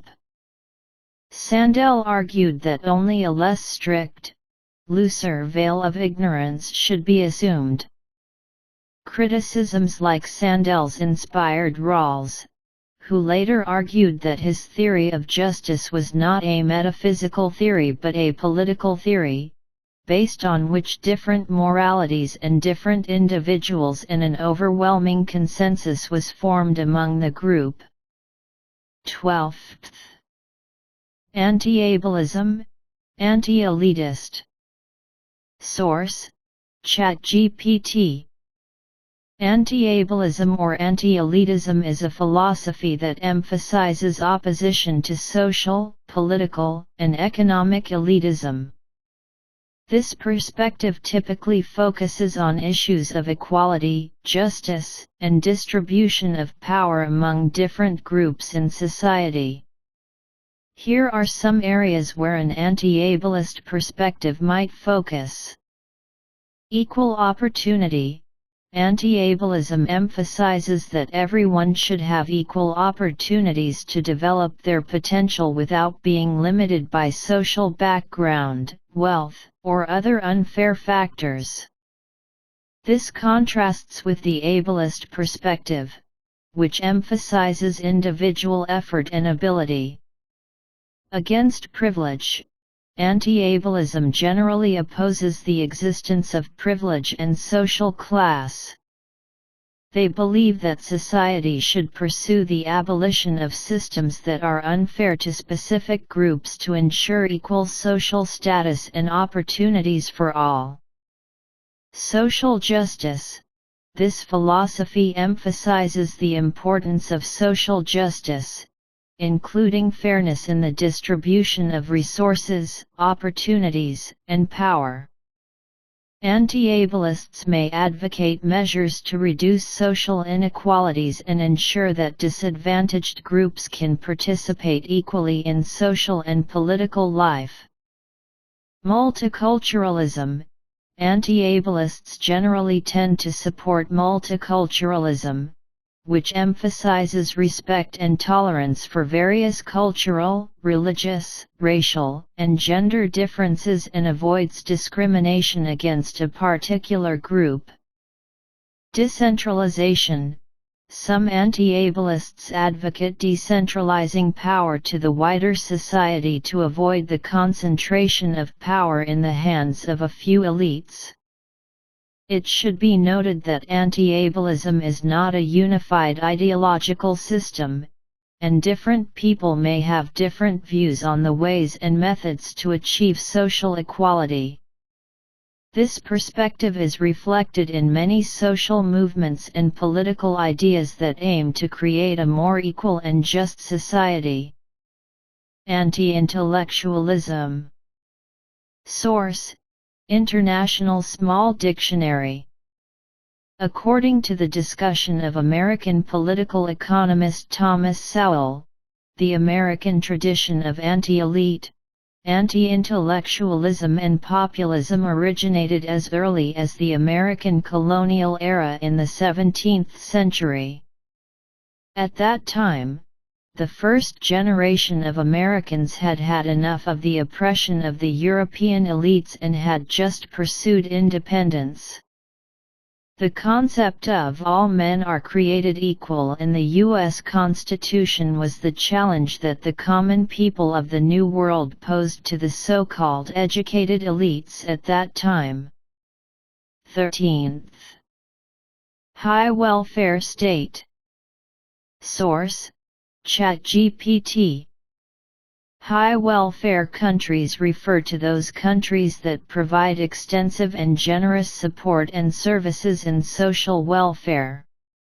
These countries typically work to ensure that their citizens have basic social security, including health care, education, unemployment insurance, pensions, and other social services.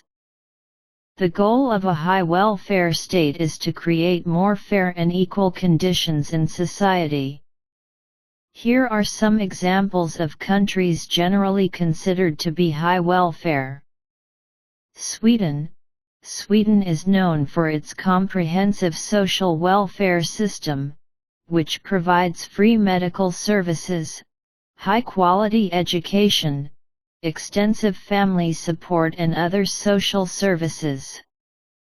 Denmark. Denmark also has extensive social welfare policies, including universal health insurance, free education, unemployment benefits, and pensions. Norway is also a high welfare country, with its social welfare system covering medical care, education, pensions and other social services. Finland's social welfare system provides its citizens with a wide range of support, including medical services, unemployment benefits, free education, and child care subsidies. The Netherlands has also implemented a relatively complete social welfare system, covering medical care, education, pensions and other social services. These countries typically fund their social welfare systems through high taxes, ensuring that services are generally available to all citizens. The model of a high welfare state emphasizes the common responsibility of society and aims to reduce the burden on individuals when facing pressure in all aspects of life, while promoting fair and balanced development of society. Source: Wikipedia. Welfare state, English, welfare state, is a type of national concept that pursues equality between people to the greatest extent and regards the happiness of each citizen as extremely important. It is mostly concentrated in Northern Europe. 14th. Life is determined by fate. Source: ChatGPT. Fate can indeed have a certain impact on an individual's life, but when discussing how life is determined by fate, complex philosophical and psychological issues such as free will and environmental influences are often involved. Here are some opinions. Different people may have different views on this issue. Fatalism. Some people believe that all aspects of life are governed by incipient or supernatural forces, that fate is irreversible and cannot be changed or chosen by the individual. Free will. On the other hand, some argue that individuals have the ability to shape their own destiny to some extent.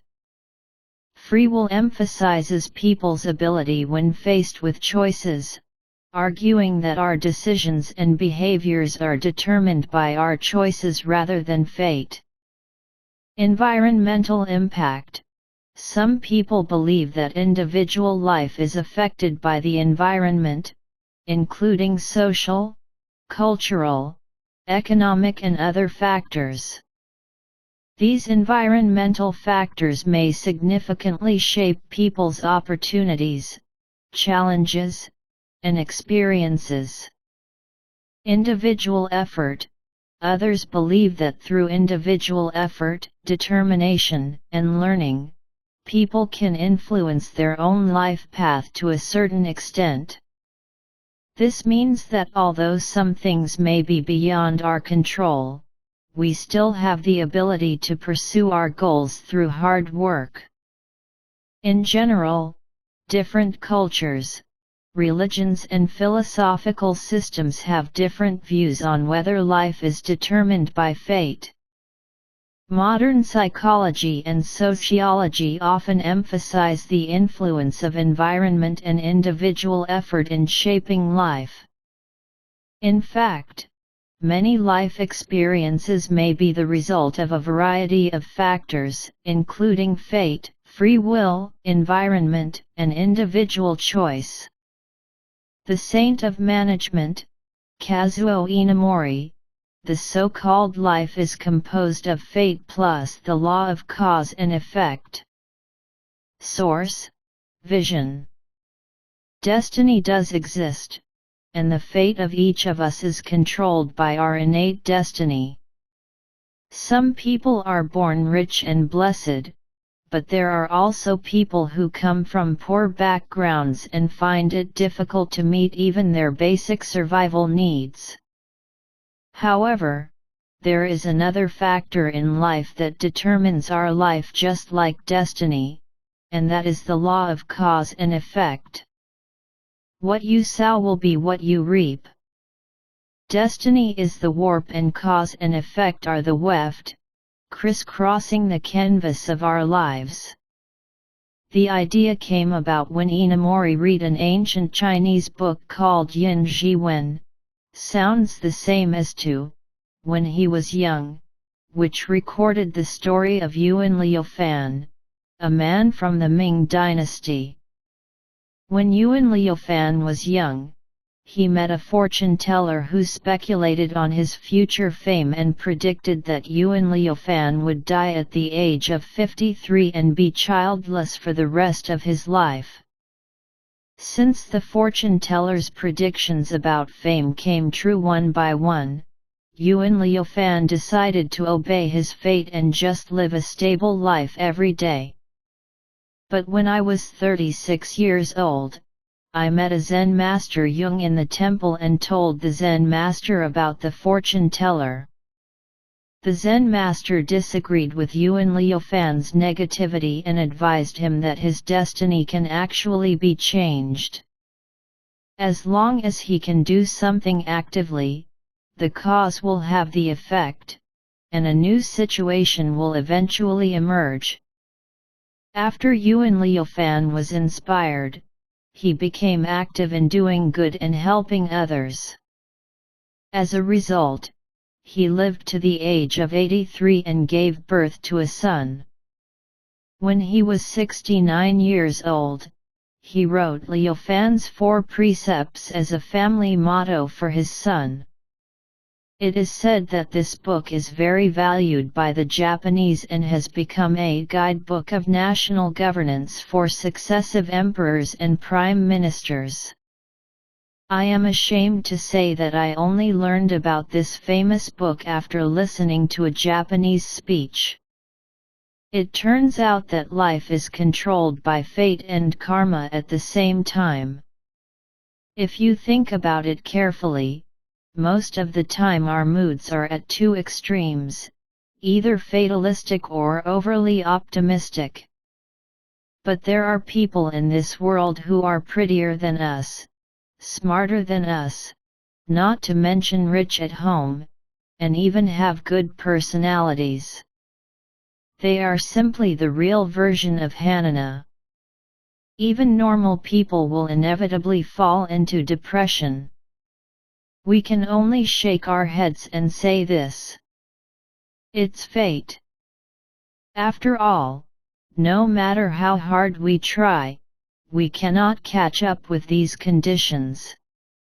If you are an entrepreneur like me, you will be bombarded by members of the Life Victory Group every day. When you are burning the midnight oil to pay your employees and have a dream that you are not sure about, there are thousands of young men in their early 20s who have already made a name for themselves in the world and are preparing to open the nth company and launch the N+1 brand. Maybe I don't have enough talent. It seems that I am destined to be an ordinary person. I believe that every entrepreneur has doubted himself in the dead of night. Should you believe in yourself? Or do you believe in fate? To be or not to be, that is a question. Relative to fatalism, the attitude of believing in free will is the other extreme. When we achieve success, everyone's focus is on us, and for a while we will optimistically believe that I made the right decision and I constructed all these achievements. Those losers who are not as good as me must have ended up like this because they didn't work hard enough. I have figured out the key to winning, and as long as I continue to copy it, I will achieve greater success. But in fact, success is not necessarily the result of one's own wisdom and prowess. The cooperation of other people, the right market trend and good luck may all be a contributing factor. It is wonderful that Kazuo Inamori uses fate and cause and effect to explain the complex issue of life. The so-called destiny is just like when we drive on the highway. The time it takes to get from Taipei to Kaohsiung is almost destined. As long as we stay on the road, the traffic control personnel are like fortune tellers. They can accurately judge the time of our arrival based on the current traffic, road conditions ahead, climate and other factors. However, we are the ones controlling the steering wheel. We can get off the intersection and take the provincial highway, get off the bus and take the high-speed train, or even risk speeding and walking on the shoulder. Whatever you sow, you will reap the consequences. Outside of the preset framework of fate, there are still options that we can control in life. She aspires to be a model, but her height is less than 1.7 meters and her appearance is not up to par. This is her fate, and blaming her parents cannot change the fact. But as long as you are really serious, maybe one day you can become a fashion guru, open an agency, and have groups of models work for you. Are you envious of the hegemony achieved by Steve Jobs, Terry Gou, and Jack Ma? I believe that it is a spark that combines the right time, location, and chance, just like the 1,000-year-old sacred tree in the forest, which can be encountered but cannot be sought. Inamori finally gave an interesting metaphor. 13.7 billion years ago, the universe was nothing more than a fist-sized lump. After the Big Bang and continuous expansion, it formed its current situation. He believes that the entire universe will continue to develop in a positive and prosperous direction. As long as we have a positive attitude, a good heart, and go with the trend, we as individuals and all mankind will definitely get better and better. 15th. Luck. Source: ChatGPT. Luck refers to the accidental or unpredictable influence on someone or something at a specific moment and under a specific situation. Luck can be positive or negative and is usually associated with chance, randomness, and various unknown factors.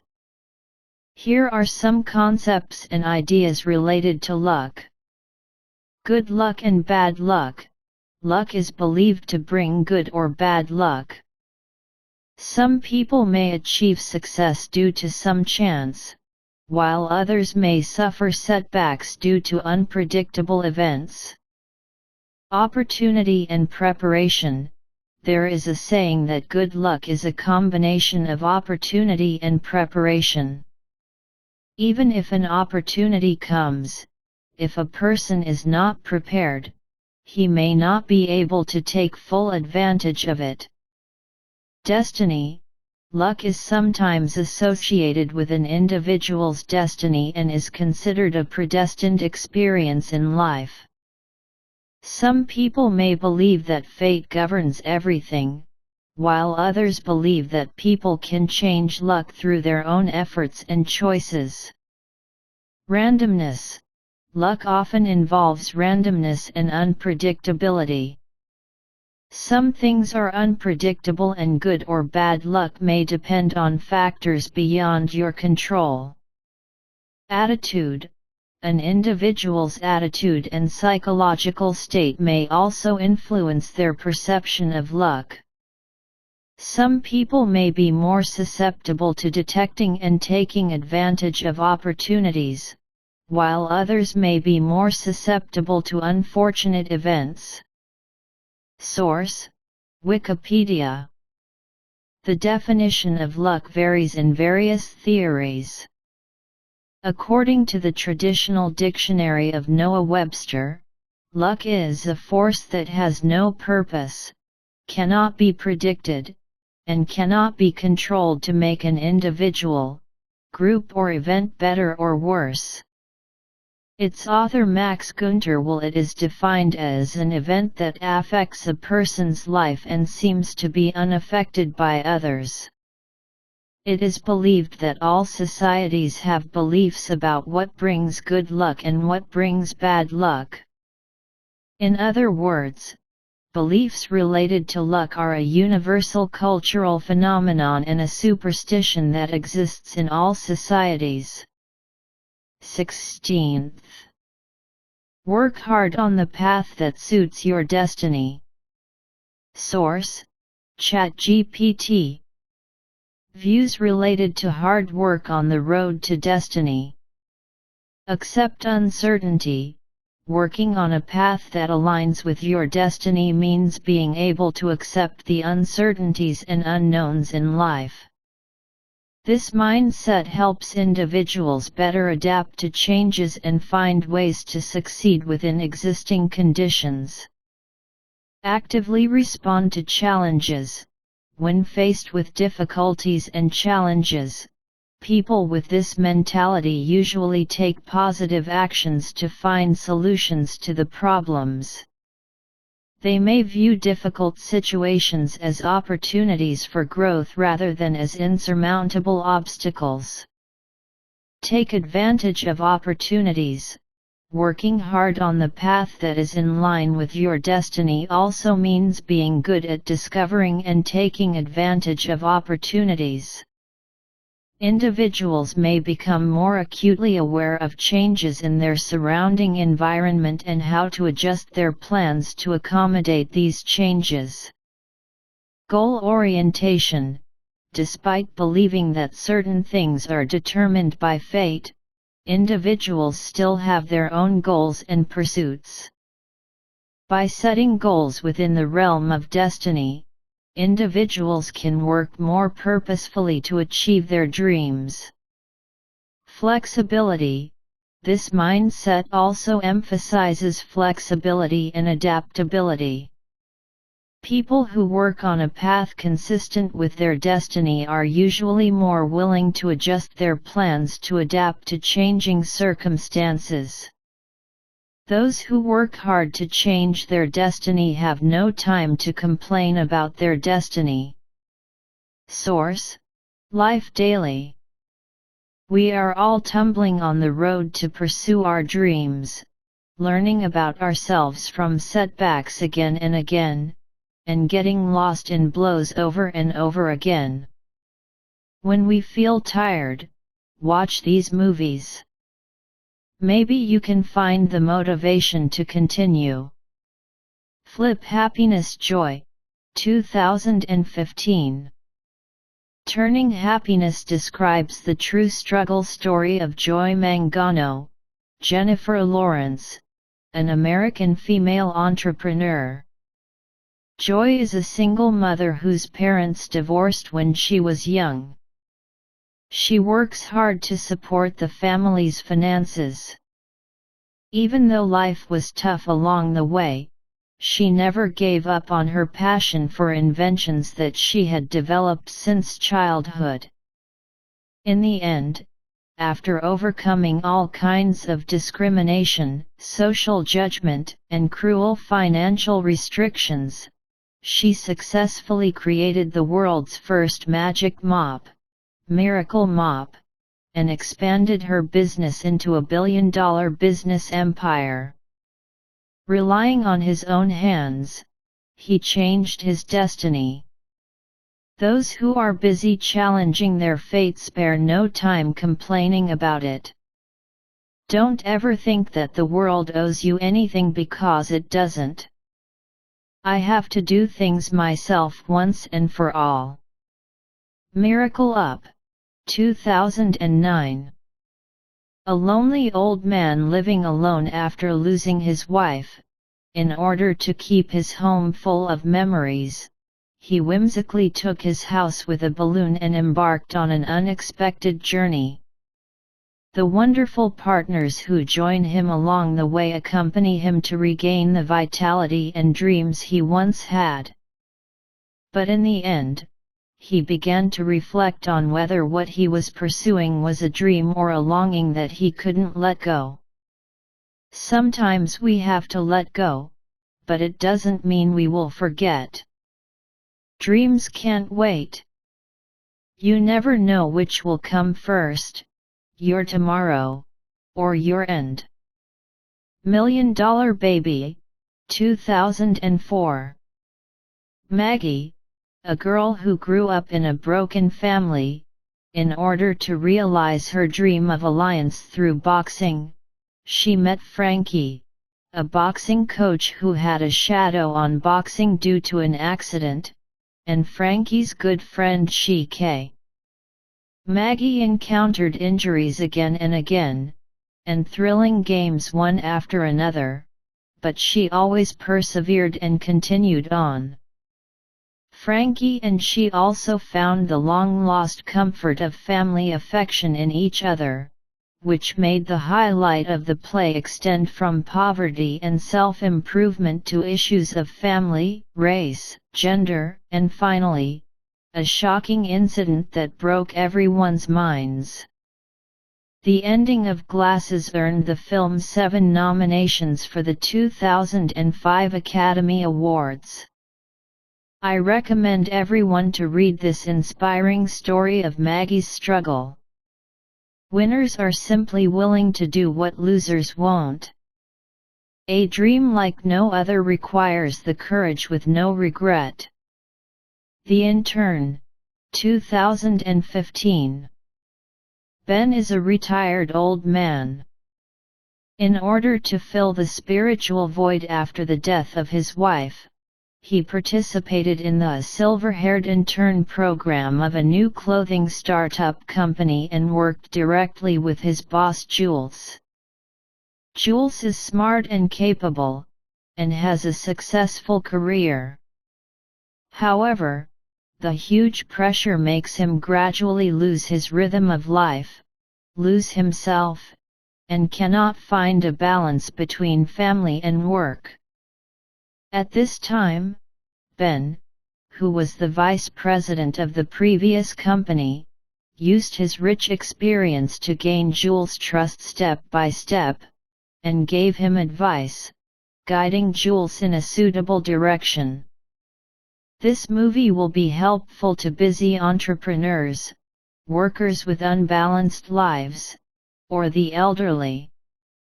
Everyone can see your strength from the outside, but only those who know you can understand the pain underneath.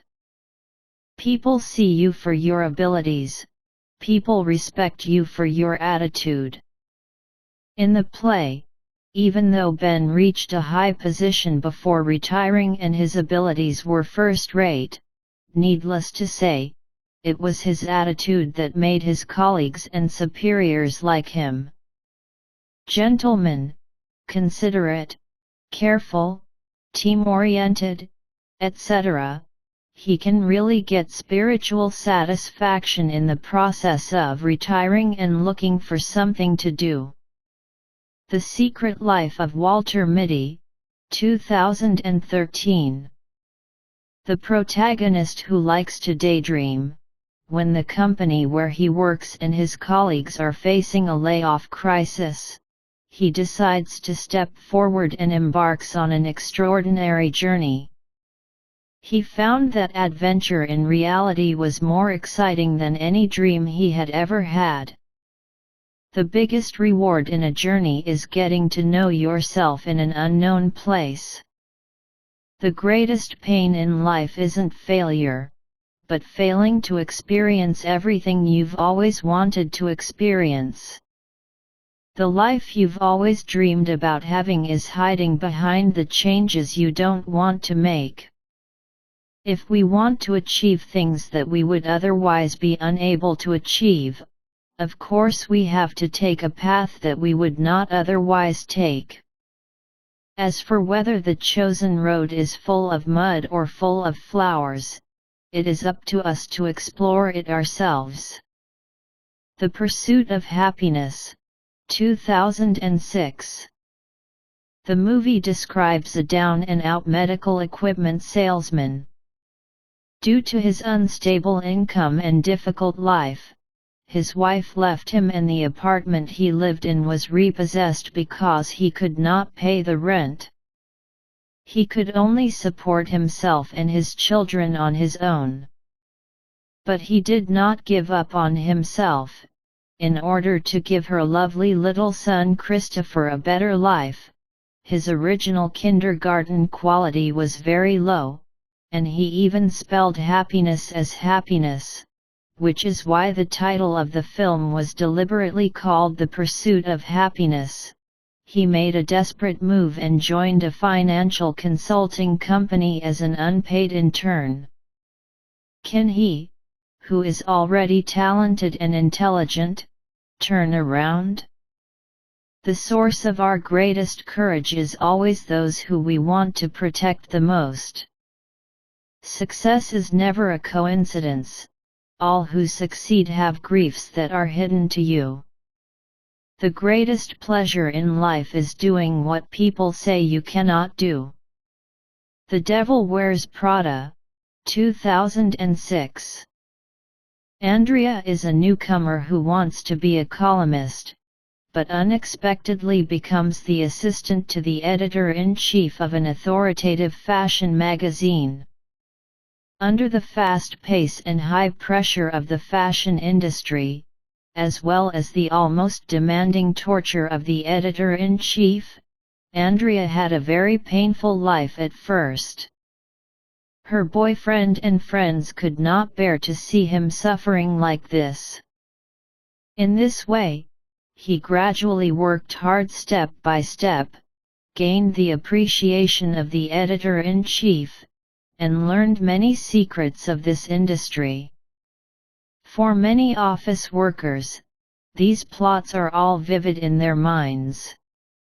People let go because of many reasons, some because they had to, some because they finally understood.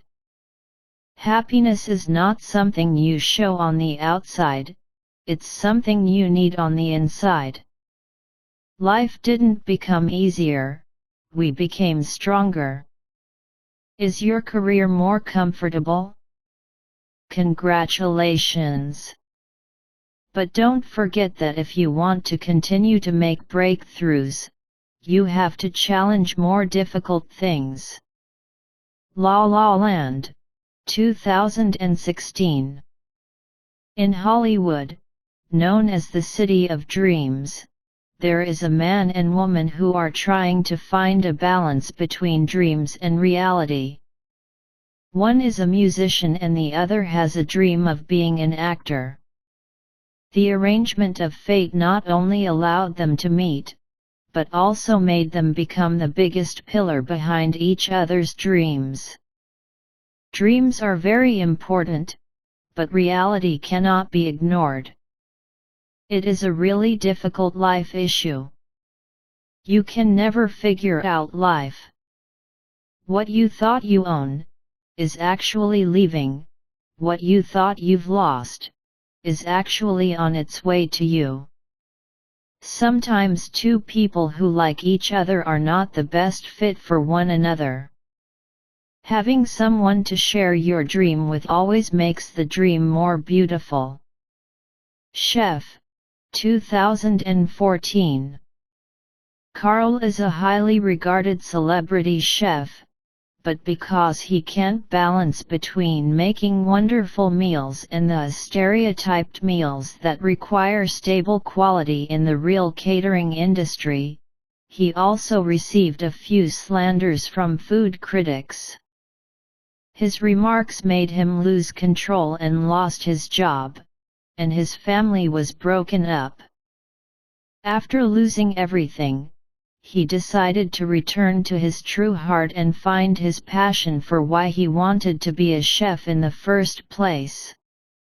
With a second-hand food truck, he is about to start the second spring of his career. Sometimes the only way to understand what really matters in life is by losing everything else that doesn't. If you forgot where you're going, try to remember why you set out on the journey in the first place. Your dream always awaits you. It's up to you to decide when you'll go for it. October Sky, 1999. Did the environment you grew up in seem to have nothing to do with your dreams? Have you been looked down upon since you were a child because you had no obvious talents? Then you should watch this movie. The protagonist of this film, Homer, was born in a coal mining town. His father is a mine supervisor, and his brother received a scholarship to study in college because of his good football. Homer, who can't play football and has no special skills, is naturally expected to take over his father's business. But Homer actually likes rockets, and he wants to get a college scholarship based on his passion for space. As a result, the townspeople and their families, who have been miners for generations, began to have conflicts with the inexperienced Homer. Can he successfully fulfill his space dream in a small town that is looked down upon by everyone and has strong stereotypes? It's okay to walk slowly, as long as you are moving. Sometimes you really can't listen to what anybody else says. You just gotta listen inside. It won't fly unless somebody pushes the button. 17th. Learn about genes. Source: ChatGPT. Genes are biological units that carry genetic information and are located on the chromosomes of cells. Genes are the basic units that determine the genetic characteristics and biological functions of organisms. Here are some key concepts about genes. DNA and genome. Genes are encoded by deoxyribonucleic acid, DNA. The genetic information of all living organisms is stored in their DNA. A set of DNA makes up a genome, which contains all the genes of an organism. Structure of a gene. A gene usually consists of a DNA sequence that codes for a protein. The alkyl groups, adenine, cytosine, guanine, and cytosine, in DNA compose genes in a specific order. This sequence determines the protein synthesis process. Protein synthesis. One of the main functions of genes is to direct the synthesis of proteins. RNA, ribonucleic acid, is copied from DNA through a process called transcription and then translated into proteins. Proteins are important molecules that make up the structure of cells and carry out life processes. Gene expression. Gene expression refers to the process by which genetic information is transformed into measurable and observable biological characteristics. Different cell types and different physiological states can lead to different expression levels of the same genes. Alleles, a pair of chromosomes, one from the father and one from the mother, may carry different versions of a gene. These different versions are called alleles. The combination of two alleles in a body forms an individual's genotype. Mutation. Genes can undergo mutations, which are called mutations. Mutations may occur naturally or be caused by external factors.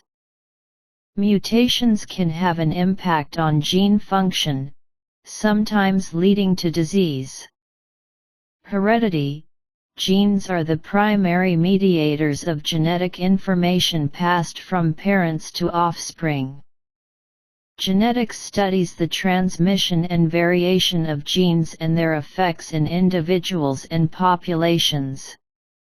Genes are the basis of life and play a key role in the growth, development, and function of individuals.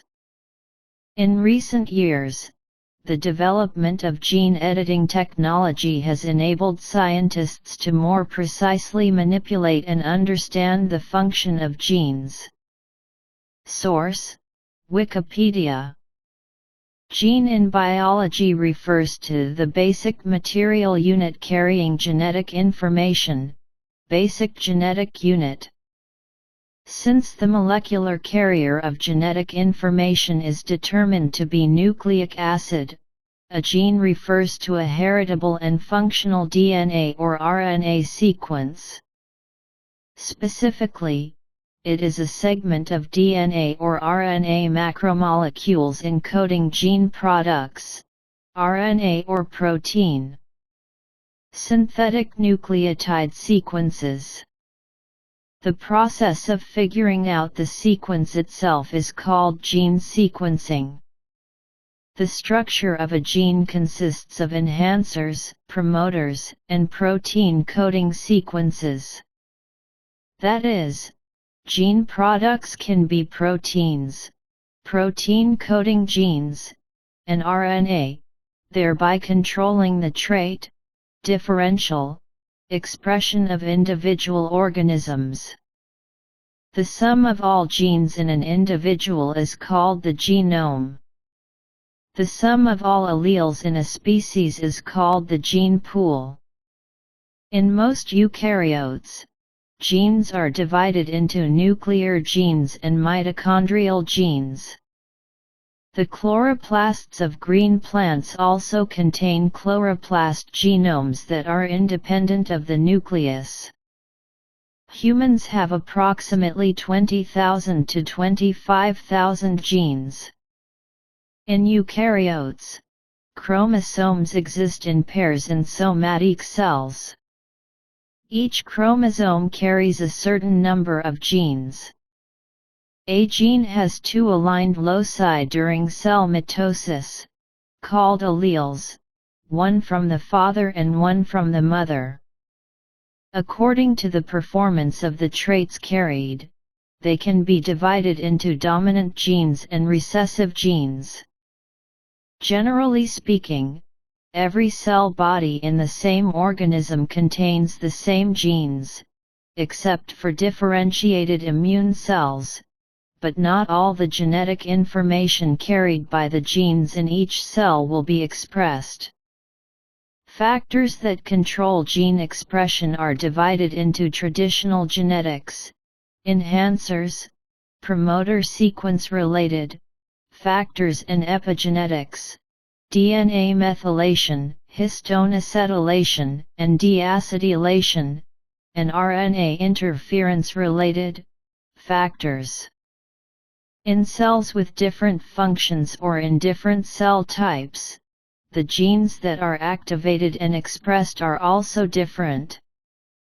All expressed genes in a certain cell type are called transcriptome, and all genes encoding proteins are called proteome. Transcriptome and proteome information can be obtained through real-time polymerase chain reaction or chromatin immunoprecipitation sequencing. The discipline of using computers to process genetic sequences is called bioinformatics. The Human Genome Project, HGP, is a large-scale, transnational, and interdisciplinary bioinformatics project. Its purpose is to determine the nucleotide sequence formed by the 3 billion base pairs that make up human chromosomes, referring to haploid, thereby mapping the human genome and identifying the genes it contains, to achieve the ultimate goal of deciphering human genetic information. The project started in 1990 AD and was completed in 2000 AD. The word gene was proposed by Danish botanist, plant physiologist, and geneticist Wilhelm Johansen in 1909. 18th. Find the path to destiny. Source: ChatGPT.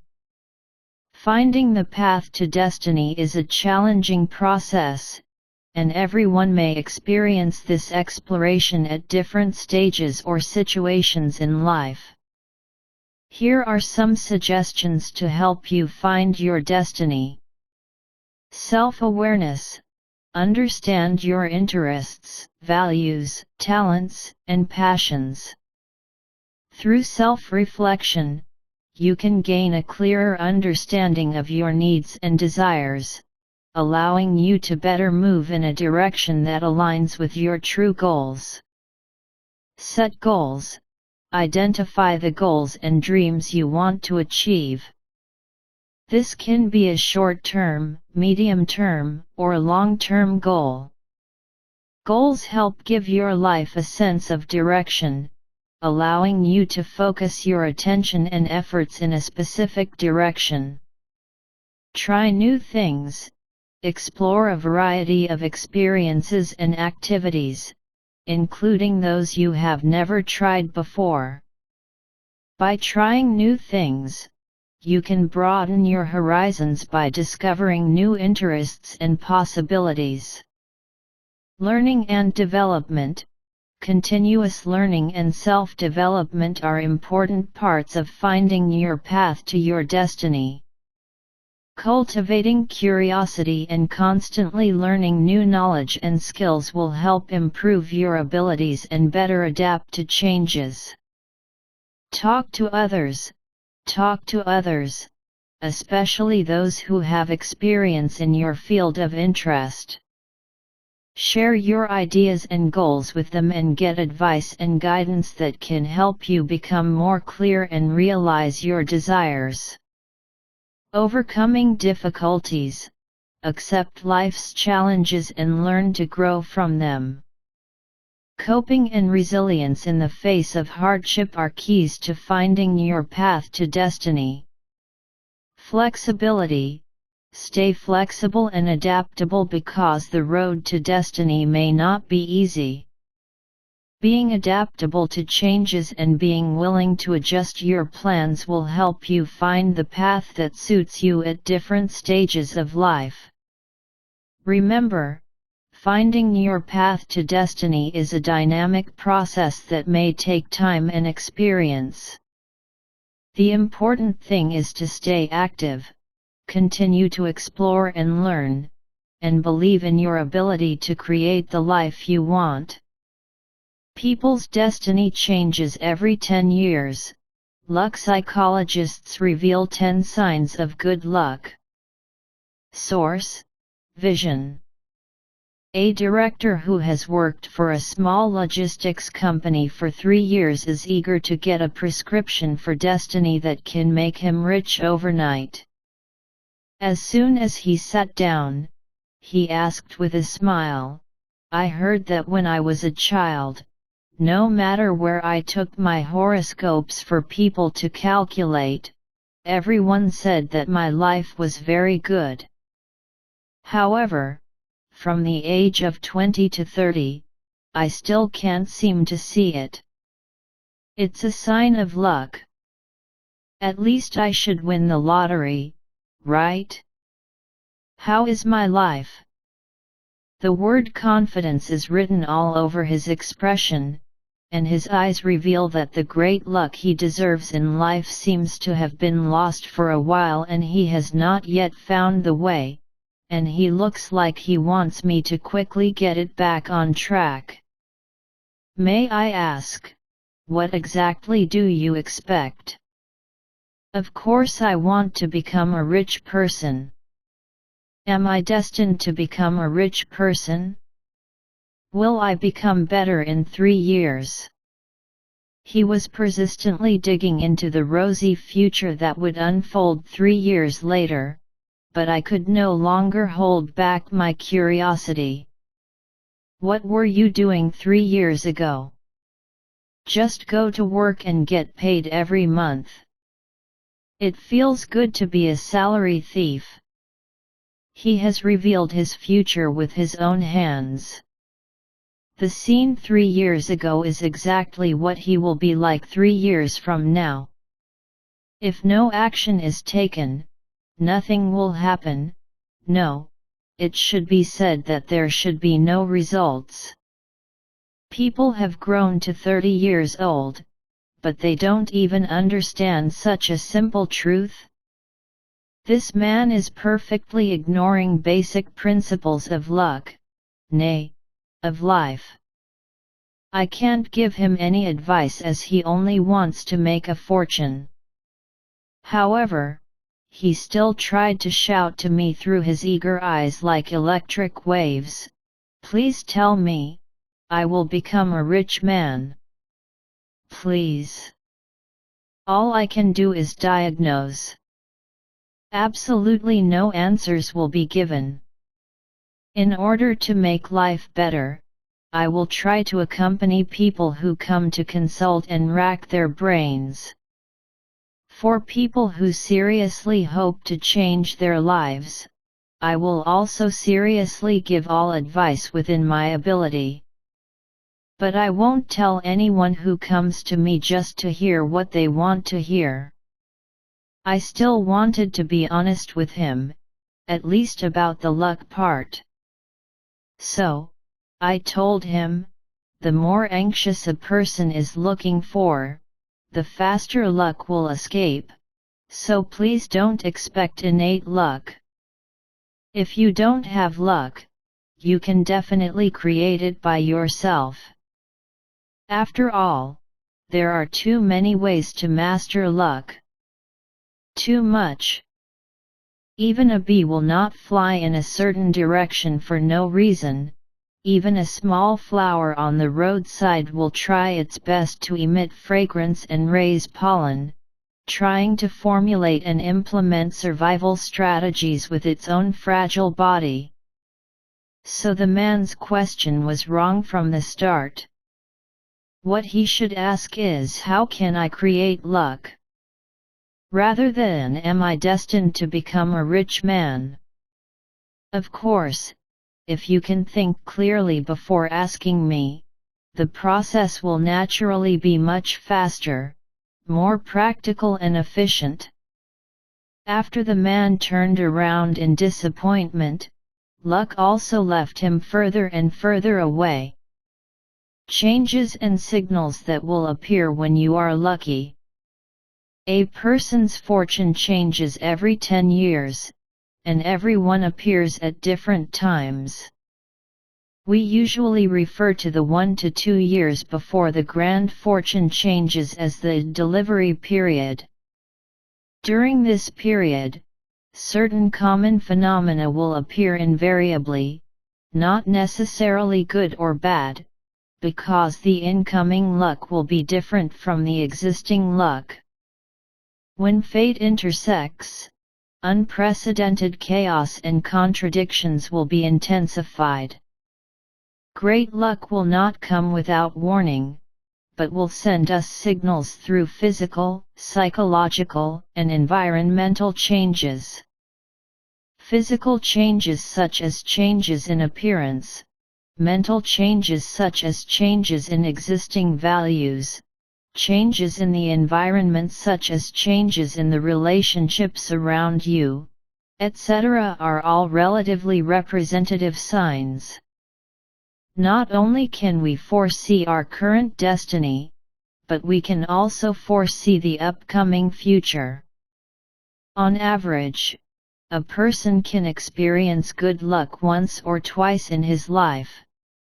In other words, everyone will encounter it at least once, and the success or failure of life, wealth, or poverty, also depends on how everyone grasps these signs.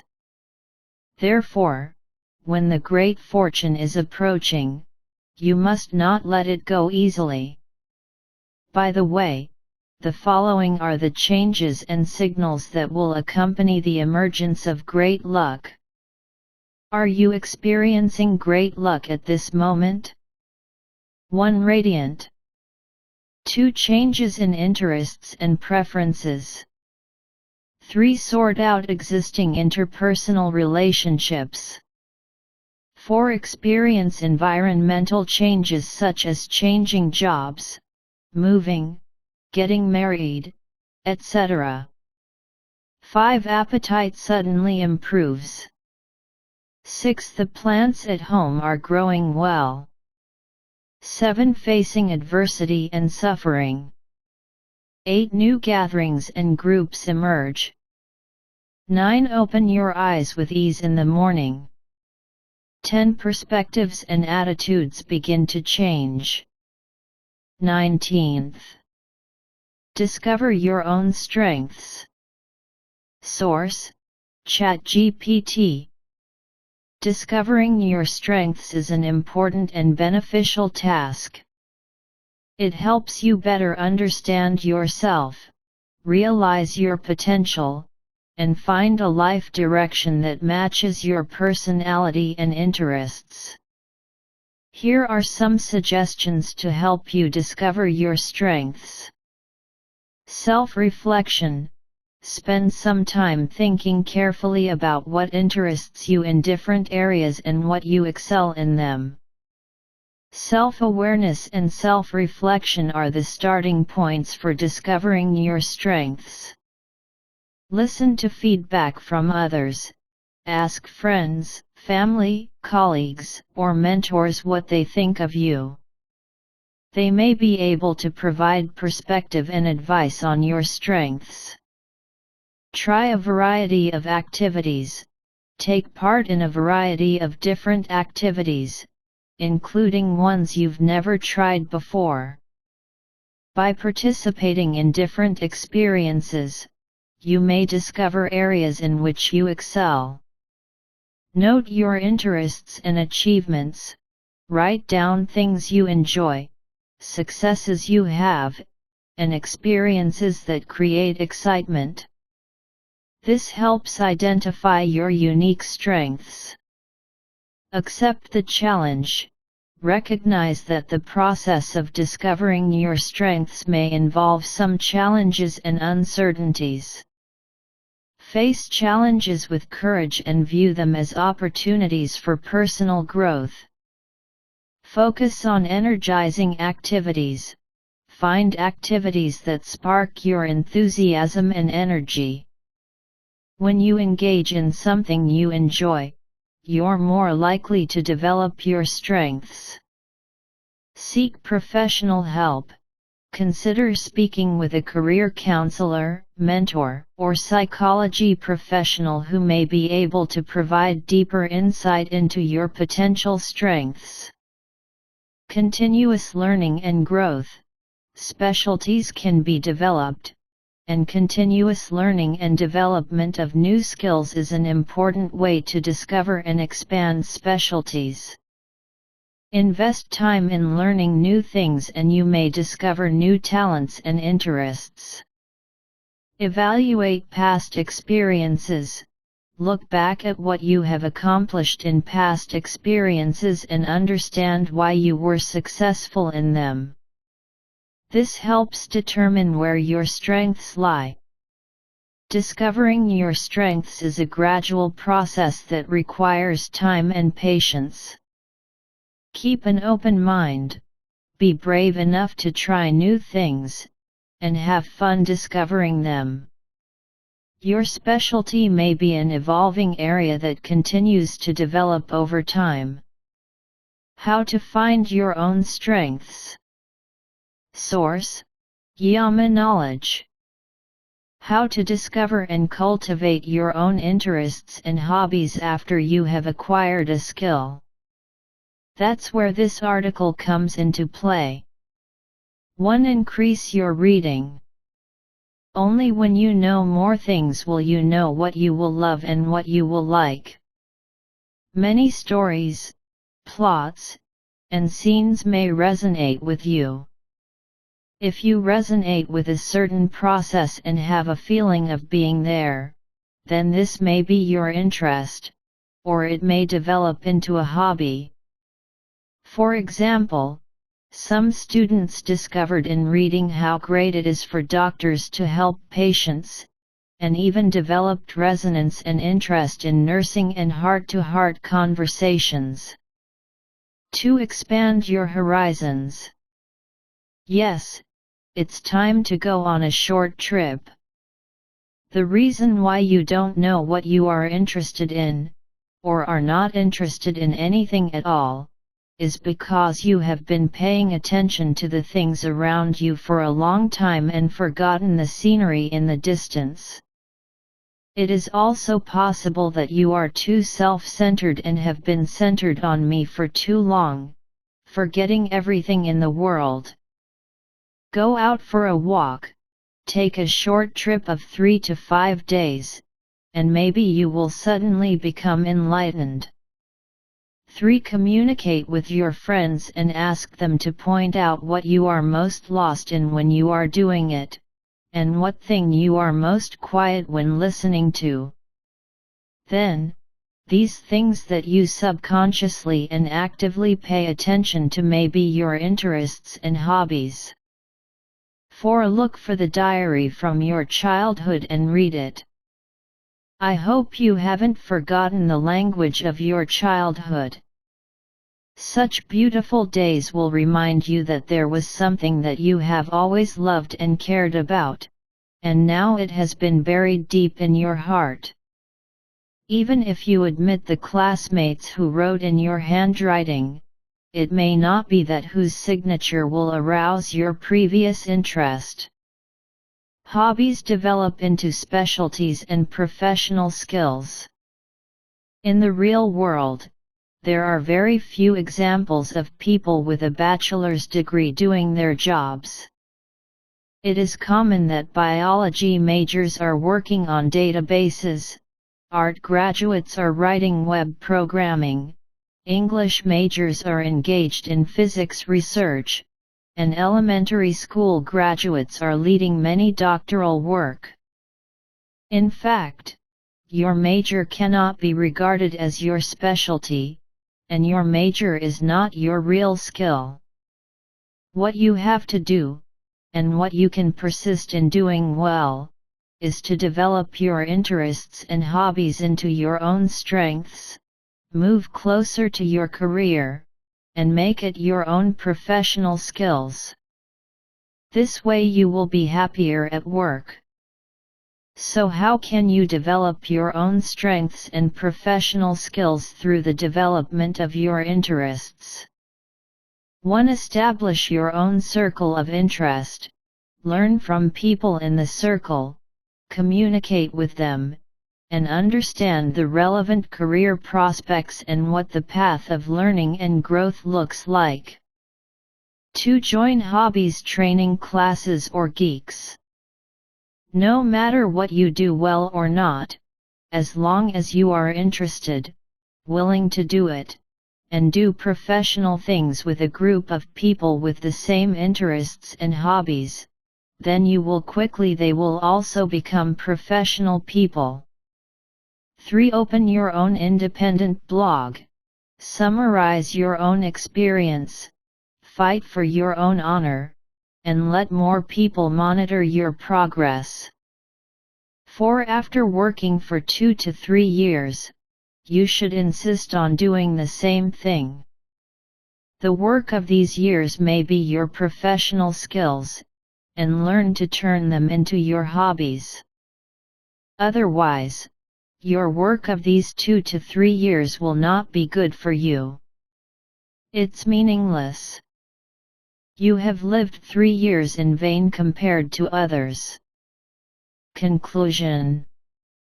Luck is the absolute power of strength.